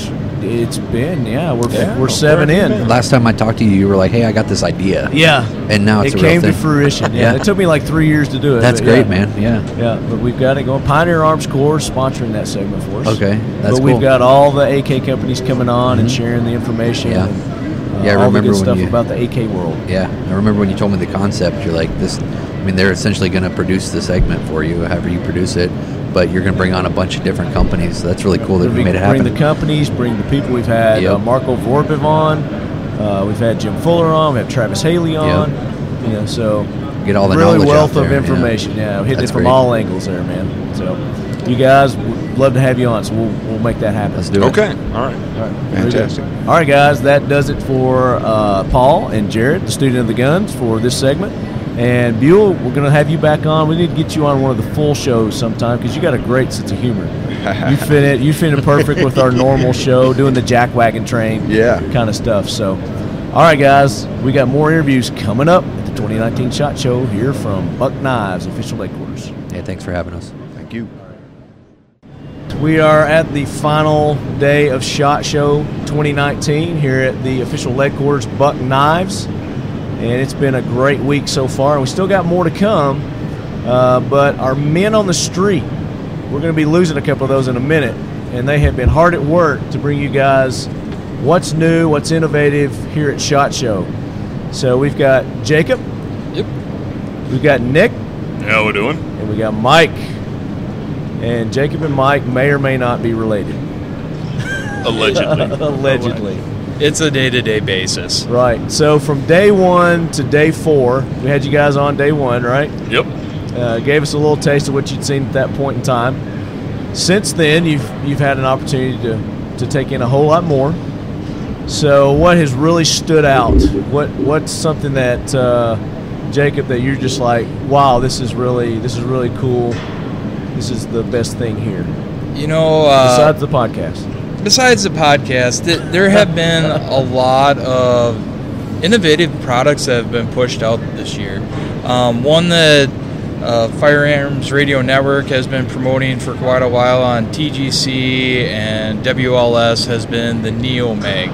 And what that is a concealed carry where you have your spare mag mounted into your pocket, so right at the lip. You'll never see your mag showing through your pocket, and it looks just like a pocket knife clip that's just hanging on the outside of your pocket. And how does it retain the magazine? It uses a neodymium magnet. Okay. And so it's a magnetized. A very strong magnet. And it does work with Glock mags. Okay. Yep. And they just released They their... have bullets in them. Yes. Right. Well, even empty. Even empty. Okay. And then they also released The spring, a couple is days that ago. is that what it's attaching itself to? Well, Glock mags are polymer mags lined with a steel liner. Oh, the whole liner is still. Yep. I didn't realize the whole thing. I knew they had some kind of reinforcement in it. Yep, it's a thin gauge steel. Well, there you go. You just taught me something, Nick. Nice. Very good. So Neo Mag. Yep, and they also just came out with their Revolver series too. Okay. And I think it's a 6-shot that they have on it, and same concept except for its own mechanism. You just slide it on a clip on your pocket, and you walk down the street with it. Very cool. I think they retail. I actually have one of those. Oh, do you really? They sent me one. Yeah. Oh, what the heck? Yeah. I've got one. Yeah. Making me describe it to you, and you already know about it. Well, I want you to describe it for the listeners. Well, you know? Yeah. Well, you're playing dumb over here like you have no That's clue what about I do. it. I'm not playing, but go ahead. But then I guess a secondary product that I saw that was pretty neat is I've been trying to get into some bipods, look at different options other than just your Harris, your Magpul or whatever. And then the Magpul one's kind of new. It's not been out that long. I really questioned it, and we stopped over and played with it, and it is very nice. I kind of liked it. I saw it out at one of the range days and got some hands on. I've seen pictures of it, but yeah, I kind of like it. I thought it was pretty nice too. Now, did you go by Warren scope mounts? We walked past them. They're supposed to have a new bipod out. Okay. Well, so you might want to go before you leave. Go check that out. I'd like to get an update on that. But yeah, go ahead. There was and then there was a secondary one that we ended up finding on the second floor, or the third floor, which is the new products area. And what it is Black Label. Okay. And what it is a handguard for an AR platform, AR-10 or 15. And the bipod is actually integrated into the handguard. Handguard, okay. And so it's still got your rotation and tilt and things like that. And the only problem was the price point was anywhere from $400 to $500. Oh, okay. So, but I mean, if you think about it, a handguard by itself, a really nice handguard, it's going to run you a couple $100. Yep. A really good bipod is going to run you a couple $100. Yep. You know. But is that like the MSRP? So you might be able to find them cheaper? That was the MSRP. Okay. Street price will probably be a little bit lower than that. This is like an aluminum handguard? Yep. Aluminum handguard, free float all the way through, and has all that. It just has that integrated into the system. Okay. I would like to see this. So is it flush, that the design? And when the handguard is stowed, it sits flush up within it. Okay. And then you deploy the legs. It's a full functioning bipod, and does it give you the rotation? And Yep. You have both tilt and a little bit of traverse on it for spin. So okay. Yeah, it was. Cool. Yeah, I'd be interested really interesting to see that. Did you guys take pictures of that? We did not. I think I got one or two I can send you. I know that they've been post doing them on Instagram and tag everybody, and so then, the ladies can see that. Yeah. But I did give you their cards so that we can pick. Is this for me? Yep. Okay, cool. Thanks, man. So yeah, I'll go check them out. So that's pretty much what I've seen. We played with the new Glocks, the new Mossberg pistol, and I have to say, the new Mossberg pistol that came out is very nice. Okay, so you're digging the Mossberg. I think you'd mentioned that on day one, so you're still stuck on the Mossberg? I am on the Mossberg over the Glocks. Okay, all right. Nick?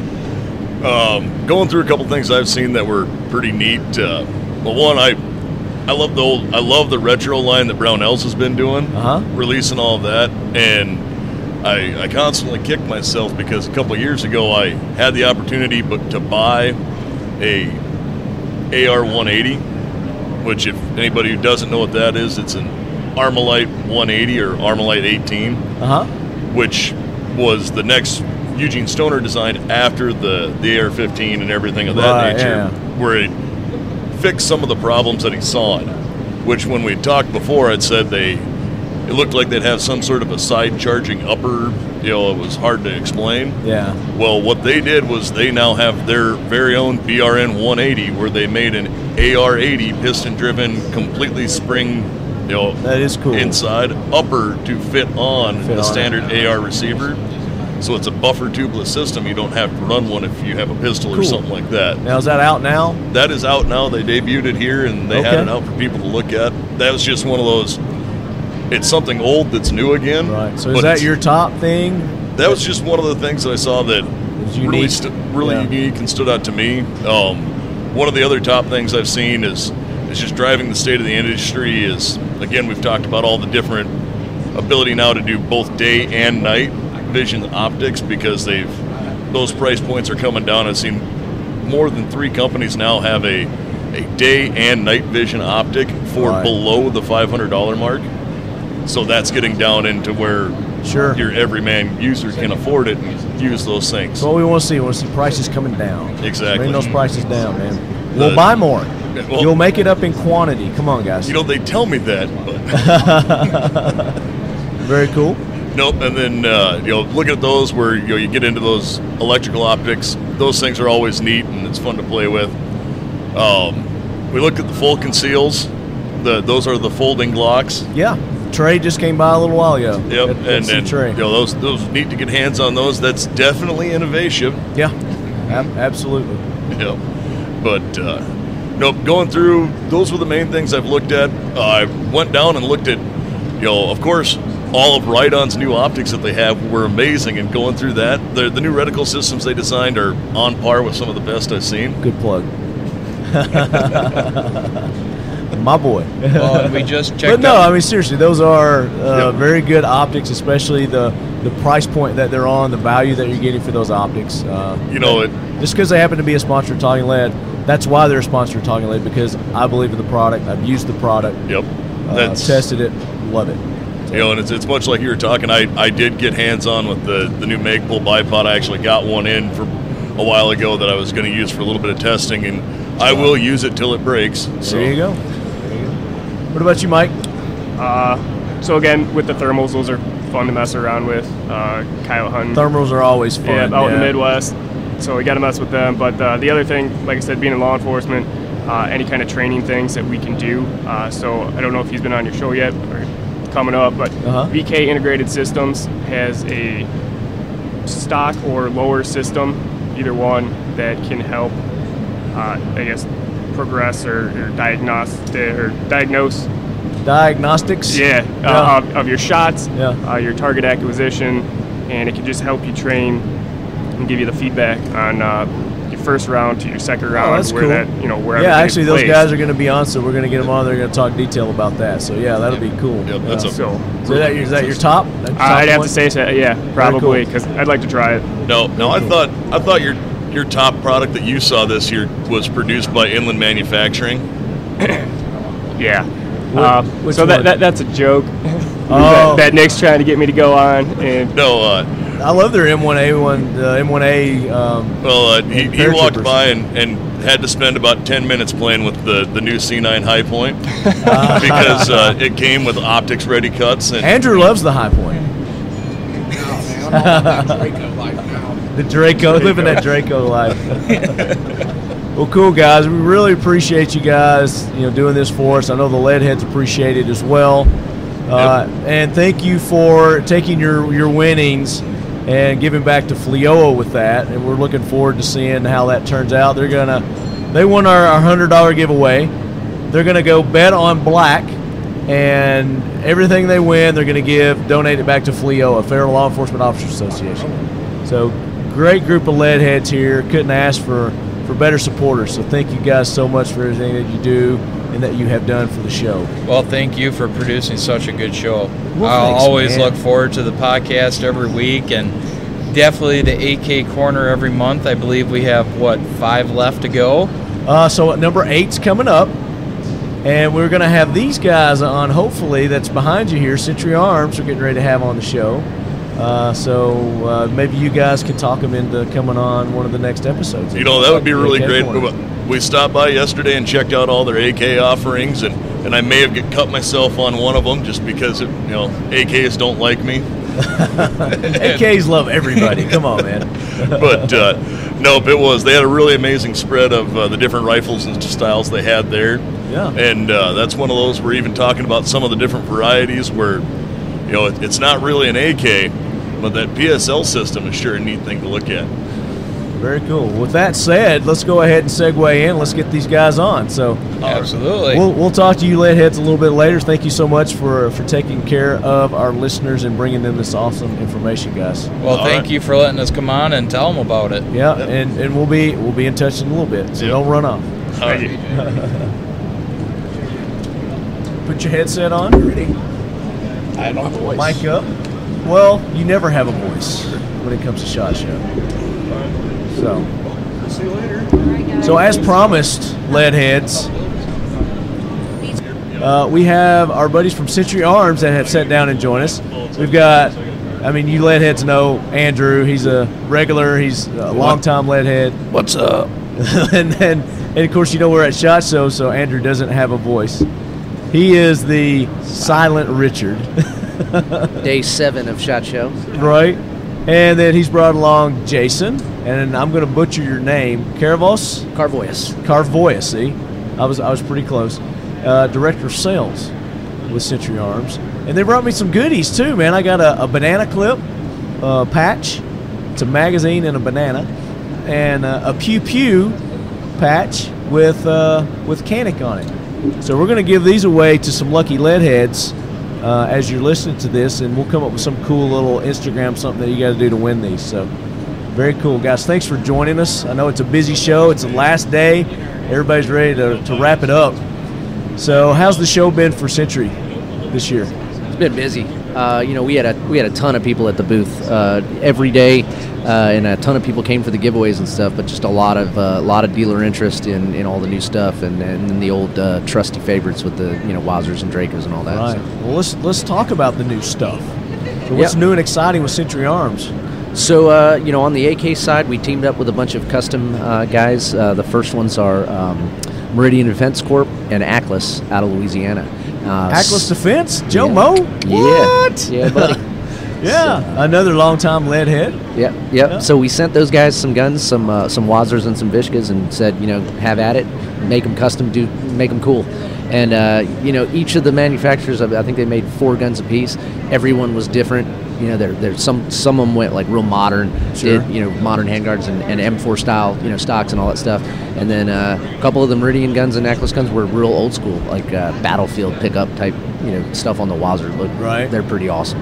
Very cool. So you guys have a line from Atlas Defense that you're gonna. We got a couple custom guns we're gonna offer direct to dealers. It's one of those things where instead of buying a parts kit, sending it out, waiting 6 months, and then sending it to somebody to get coded or whatever, you can buy a gun. Dealer can go on, buy a gun on our website, ship it to the store, done. Have it in a couple weeks. Very cool. So, yeah. Canic side. So on the Canic side, this was the first show really that we've had the Elite Combat at, which is our top of the line carry model. That's a Glock 19 size gun, but out of the box, what we did was we teamed up with Salient Arms International, and basically just had them do all kinds of cool upgrades to the gun. So instead of getting your gun and then going Gucci on it, this thing has a flat trigger, super nice flat trigger in it. It's got a Salient fluted threaded barrel. It's got Salient front and rear sights, a Salient magwell. I mean, it's tricked out. It is tricked out, and it feels great in the hand. One of the things that I was kind of surprised about was, so it's a carry gun. You could go shoot competition with it for sure. Okay, but it has that magwell, and the magwell serves its purpose for helping with reloads and stuff. Right. But secondary. Everybody that grabs the gun kind of picks it up and goes like, hey man, this feels really nice in my hand, and most of them don't know why, but that magwell on the shorter gun, it pushes your grip up, makes you get a proper grip. Get a better grip. Nice. Just does it. So now the Canics are very affordable to begin with. Now you've gone and you've tricked this one out. Yep. What are we looking at retail on? You can find one for $630 online. Jeez. That's crazy. So I mean, it's got $630 worth of stuff on it. Yeah, I mean, without the gun. I mean, the Salient barrels are $300 plus. Yeah. I mean, you say Salient, and you're already thinking, I'm going to spend $1,200 bucks minimum on this thing, and you guys are $600. Jeez, that's crazy. Well, Canic is really cool guys, great to work with, and one of the things that they're so good about is constantly improving the product and doing stuff. We do stuff in the background that people don't even notice, and then you show it to them at a show, and they go, holy shit, like I didn't even know you guys did this. Like all the new guns, if you open them up, all the trigger components, trigger bar, anything that interacts with the trigger was nitrided, and then really high gloss kind of finish, nickel coated, so everything just slides against it right, itself. Smooth. It's a trigger job in the gun, and it's done already for you. Comes in the box that way. In the box that way. That's something that really impressed me when I first shot the Canic. It was the trigger. You know, I was like, this is a really nice out of the box, trigger. Like you said, I mean, your normal shooters out there, you're not going to need to do anything to that. Yep. And then now you're bringing the salient version in and up the game. Holy cow! the trigger on the Canic. I mean, I think it's the best out of the box striker fire trigger on a gun. Yeah. But one of the biggest things in building the Canic brand has been getting people to pick it up and try out the trigger. You can tell them, hey, man, this is a really nice gun, and it's in the case, and they see it in the gun shop. But if you get it out and you put it in their hand and go, try that trigger, dude, they go, holy, where did this come from? This is awesome. Yeah. And if you can find a range that'll let you rent one or take it out, then I mean, even better to actually put rounds down range with it. Yeah, absolutely. And if you guys out there have a range that you want to see, Canics for rental on, we have a range program where we get them the guns and we get them some promo material and all kinds of good stuff for the shop. Big banners and stuff to give out when somebody buys a gun. Yeah. So we support them too. But just tell them, hey man, I want to see a Canic on the range, and we'll take care of it. There you go. Just have them get in touch with Andrew. Will take care of it. With Andrew. Exactly. With Drew, and if Drew doesn't have his email running that day, which he does every day, you can get in touch with me. Send me a message, and I'll pass it along to him, guys. TalkingLead@gmail.com. Yep. Absolutely. We did on the Canic too. We did the custom shop program on that as well this year. Okay. Cool. So we'll be rolling out with some more manufacturers. Some of the heavy hitters in the game that make the aftermarket parts and all. The first one was L2D Combat. Yeah. They're here at the show too. They've been doing some killer work on Glocks and Smiths and stuff. So we teamed up with them. Right after the show, you'll be able to go on. And I'm sure there's already Instagram posts and all that of the Canic guns that are over there. Right. They came out awesome. They did some slide milling and some stuff, and they put their own version of it, an optics cut on there for an RMR that sits real low. The guns just look awesome. Very cool. And then go to your website, centuryarms.com. Yep. You guys got all the pictures and all that. Then go and peruse through there, and then just go to their local dealer, and they can pick them up right there. Check us out on Instagram. A lot of those pictures are on Instagram too. So if you guys want to just get on the gram, which I know nothing about. His voice has gone from not selling things.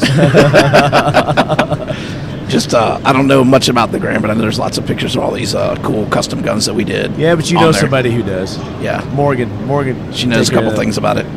Yeah, this is Andrew. No social media having. Yeah. Hashtag no socials, Drew.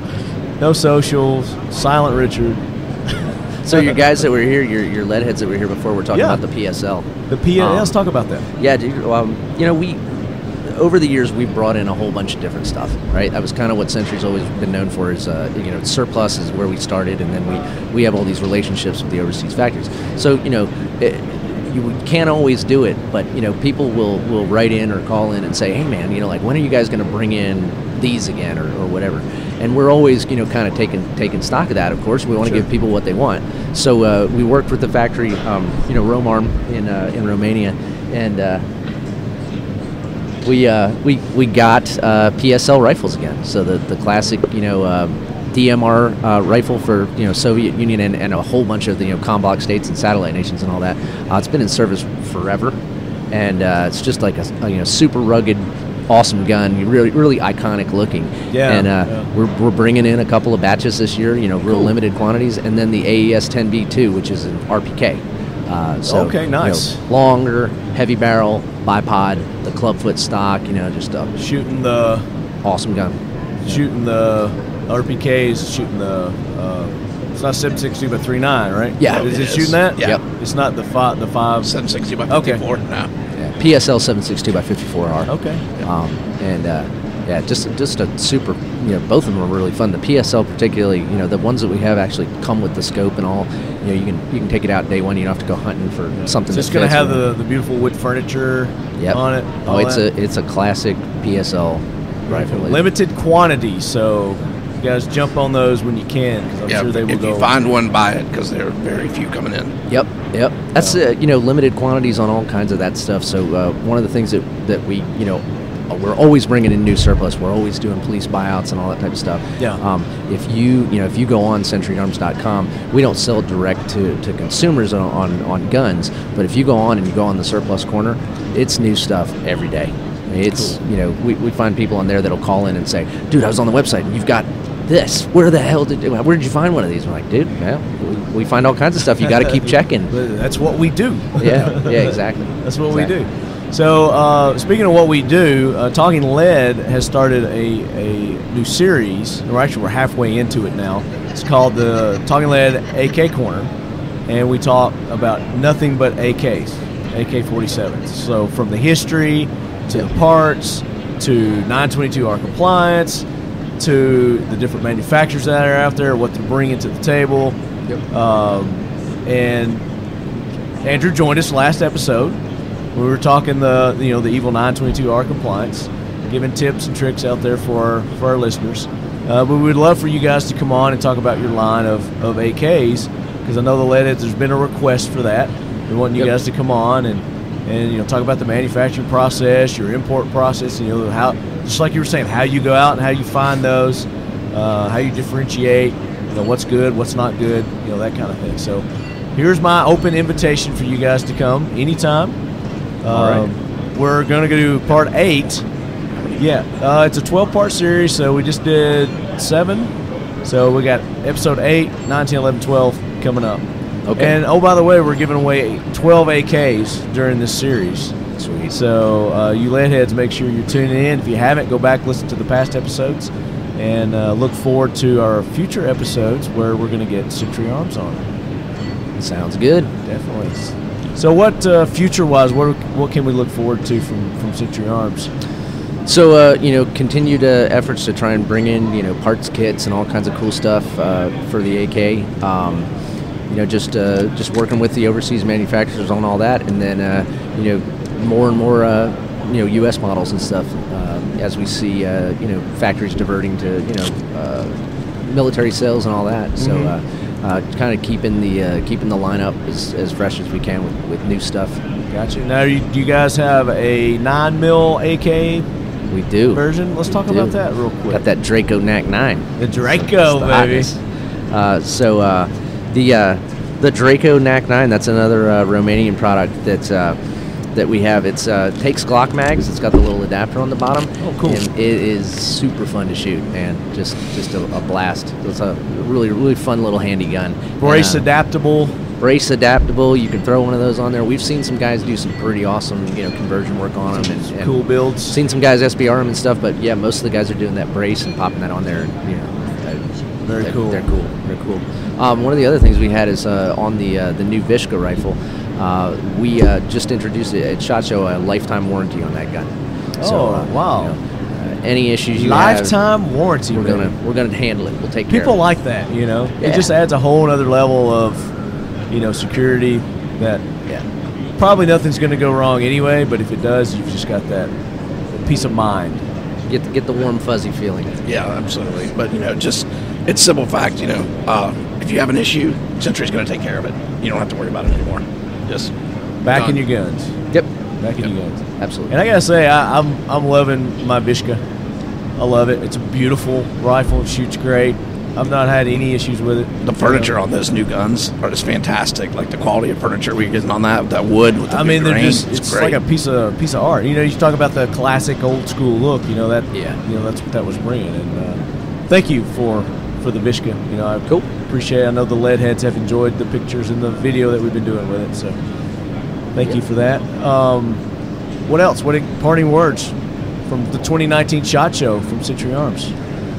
Man, it's been a fun show. I think we're all tired and ready to go home and get in our own beds. We were calling it the SHOT Show days. Yep. Everybody's kind of in a daze on the last Friday. I'm good, man. I'm going to throw down tonight. Oh yeah, we're going back out, man. Done it. half our booth has the SHOT Show AIDS. All right, guys, we got more coming from the 2019 SHOT Show. Last day, Friday, from the Leadquarters here at Buck Knives. All right, guys, we are back. I hope you enjoyed those interviews from our coverage of the 2019 SHOT Show at the Buck Knives booth. Big thanks to our buddies CJ Buck and Brooksy for allowing us to set up the Leadquarters and have such a great time. It was really fun. We had all kinds of people coming by. It was nonstop. Jerommie came by, brought his buddy Rocky. I don't know what company is he with? He's his own company. He's just his own company. He's a contractor to the film industry. Does the movie props, like the firearms and things like that you see in a lot of the movies, and he's the one that I guess headed up the props for the movie that your watches are featured in, 10 Minutes Gone, with Bruce Willis. Yep. He's done other movies like Transformers. He's done The Matrix. He's done Last Samurai. I mean, he's done a lot of... If it's firearms related in those movies, he's in charge of all those firearms. Yeah, we got to get him on the show sometime and talk about that. It'd be an interesting topic. Oh, yeah, he's awesome. Awesome, dude. Very cool. So, what's been going on? Speaking of watches, what's been going on with Smith and Bradley, Defy, the Zoobox? We heard about the Zoobox about 6 months ago. What's been going on? Yeah, so, boy, where do we start? We got so much stuff coming. We got a new Springfield watch getting ready to come back out through S&B. The Springfield watch is coming back in a GMT.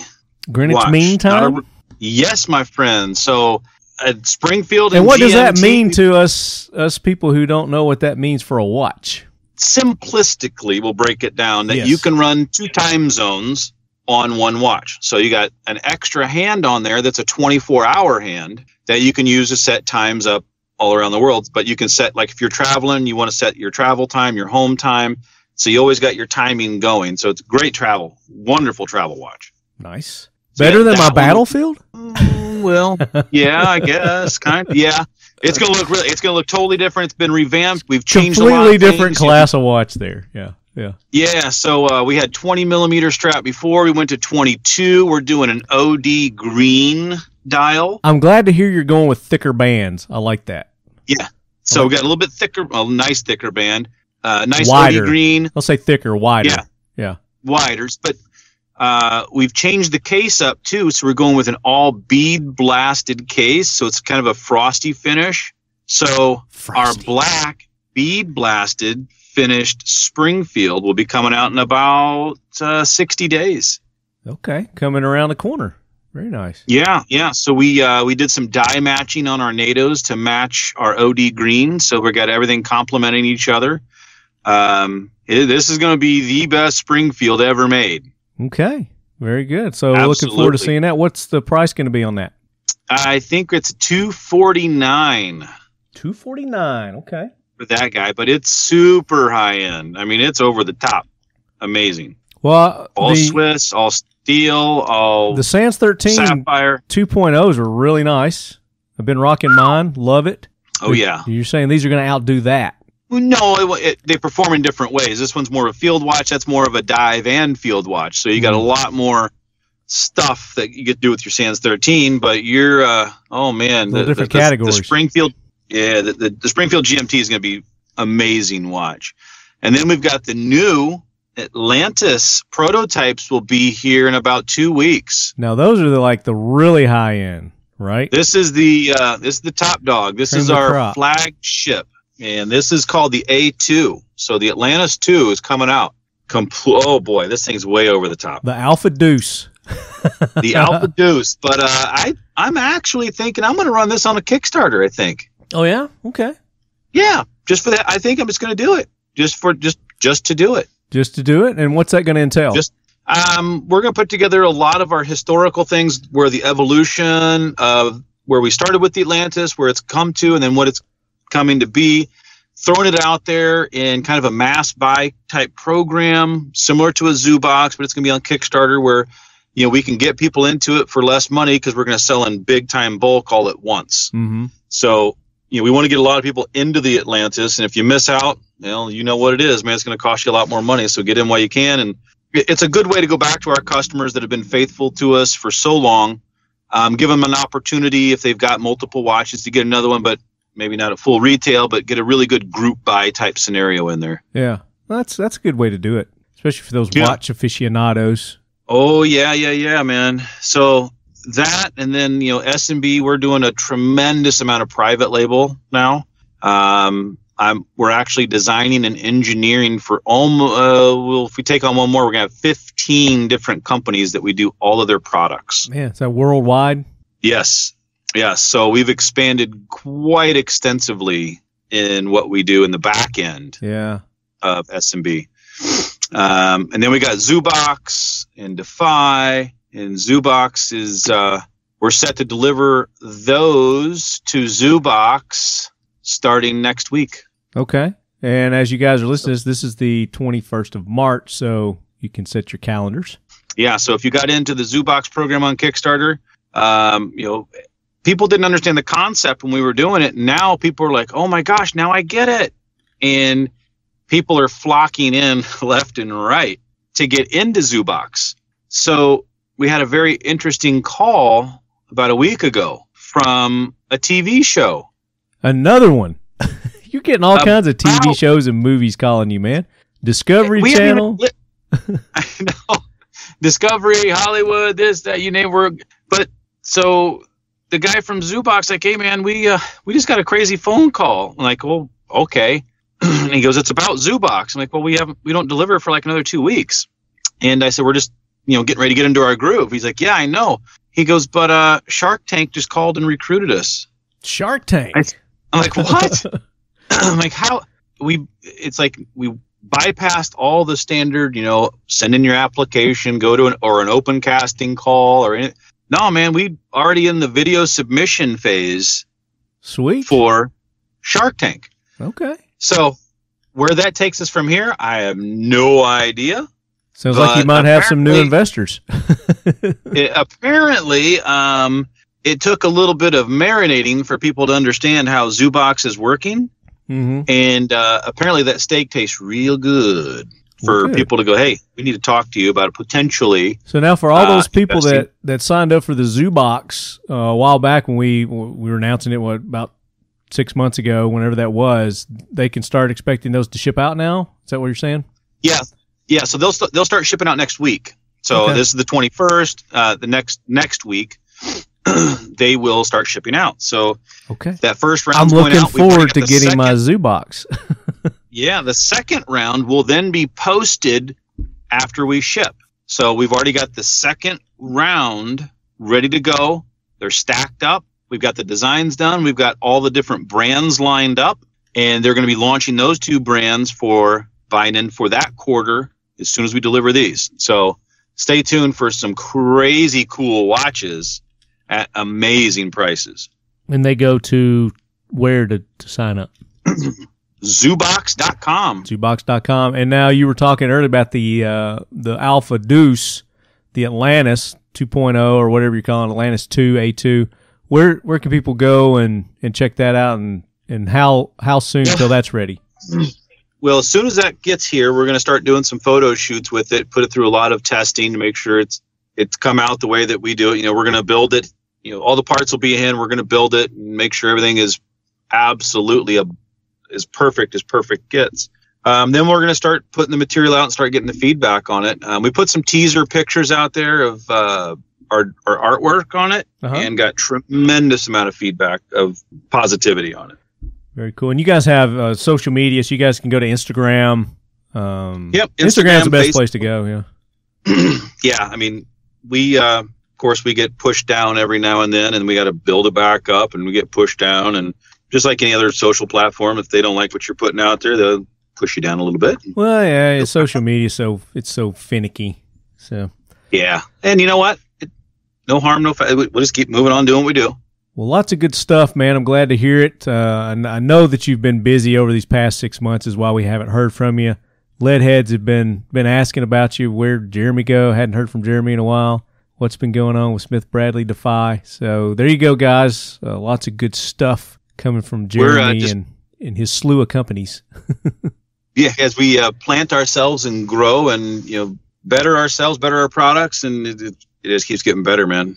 And I know that the watch that we sent Uncle Pat, he got one of the field watches. He got a Defy Classic. He got the old World War II style. Yep. Modernized, which I've got one. I love it, absolutely love it. We've got pictures of Uncle Pat, the World War II vet, and his watch. He loves his watch, and we're still working on getting Uncle Pat on the show. He's got some stories, I understand, to tell us. So we're still in the process of getting him on. Just hadn't had time, man. It's just like you, we've been slam jam busy. We're getting ready to head down to Florida. As you lead heads are listening to this, we're going to be at the Big 3 East media event, doing all kinds of cool things down there with CJ and the gang, Schwell.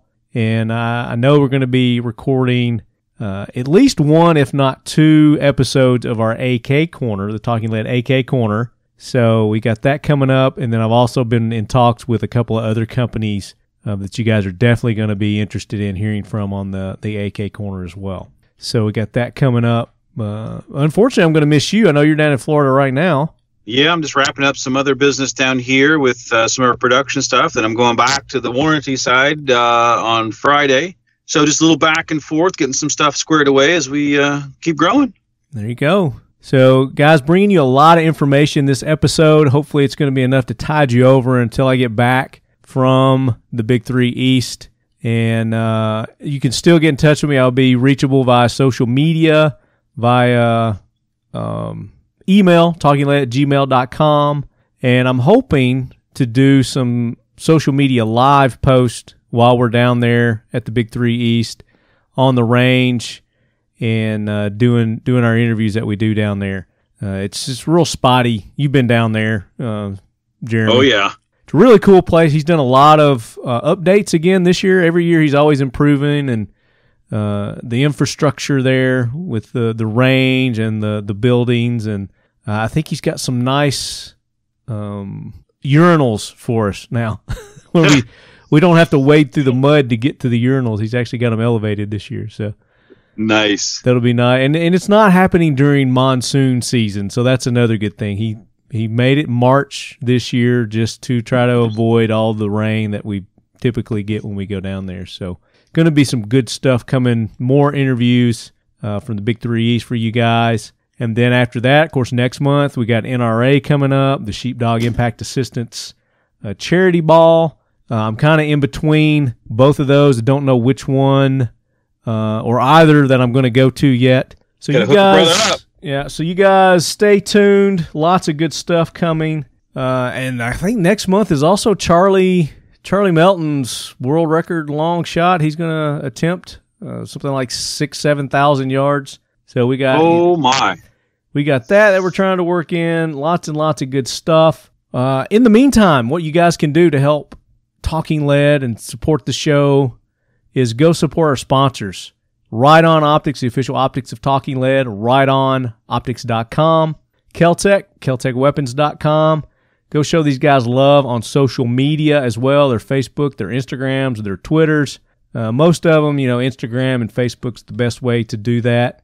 X-Steel Targets, Modern Spartan Systems. Of course, the sponsors of our AK Corner, Pioneer Arms Corps.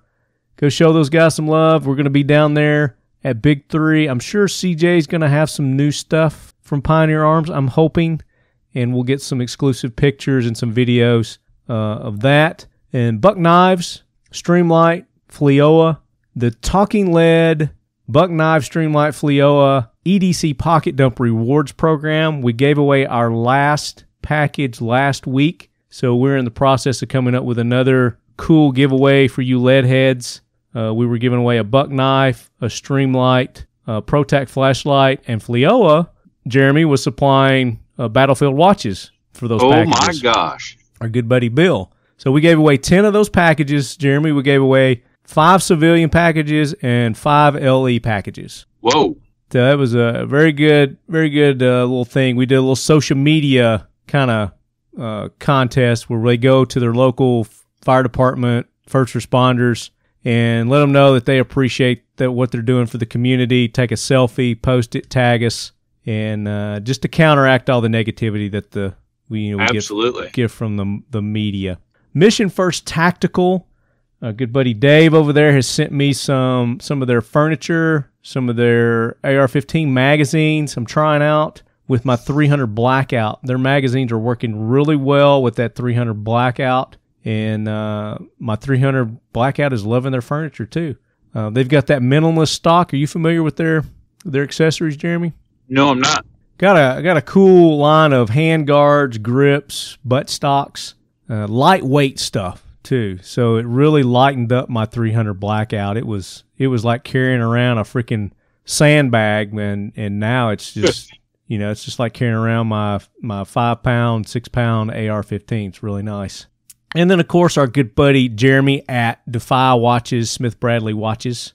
Always bringing you lead heads some awesome products and deals. I'm sure once he starts getting these things out and released, he'll have him back on, and he'll probably hit you lead heads with another one of those unbelievable, only Jerommie Smith can give deals, you know.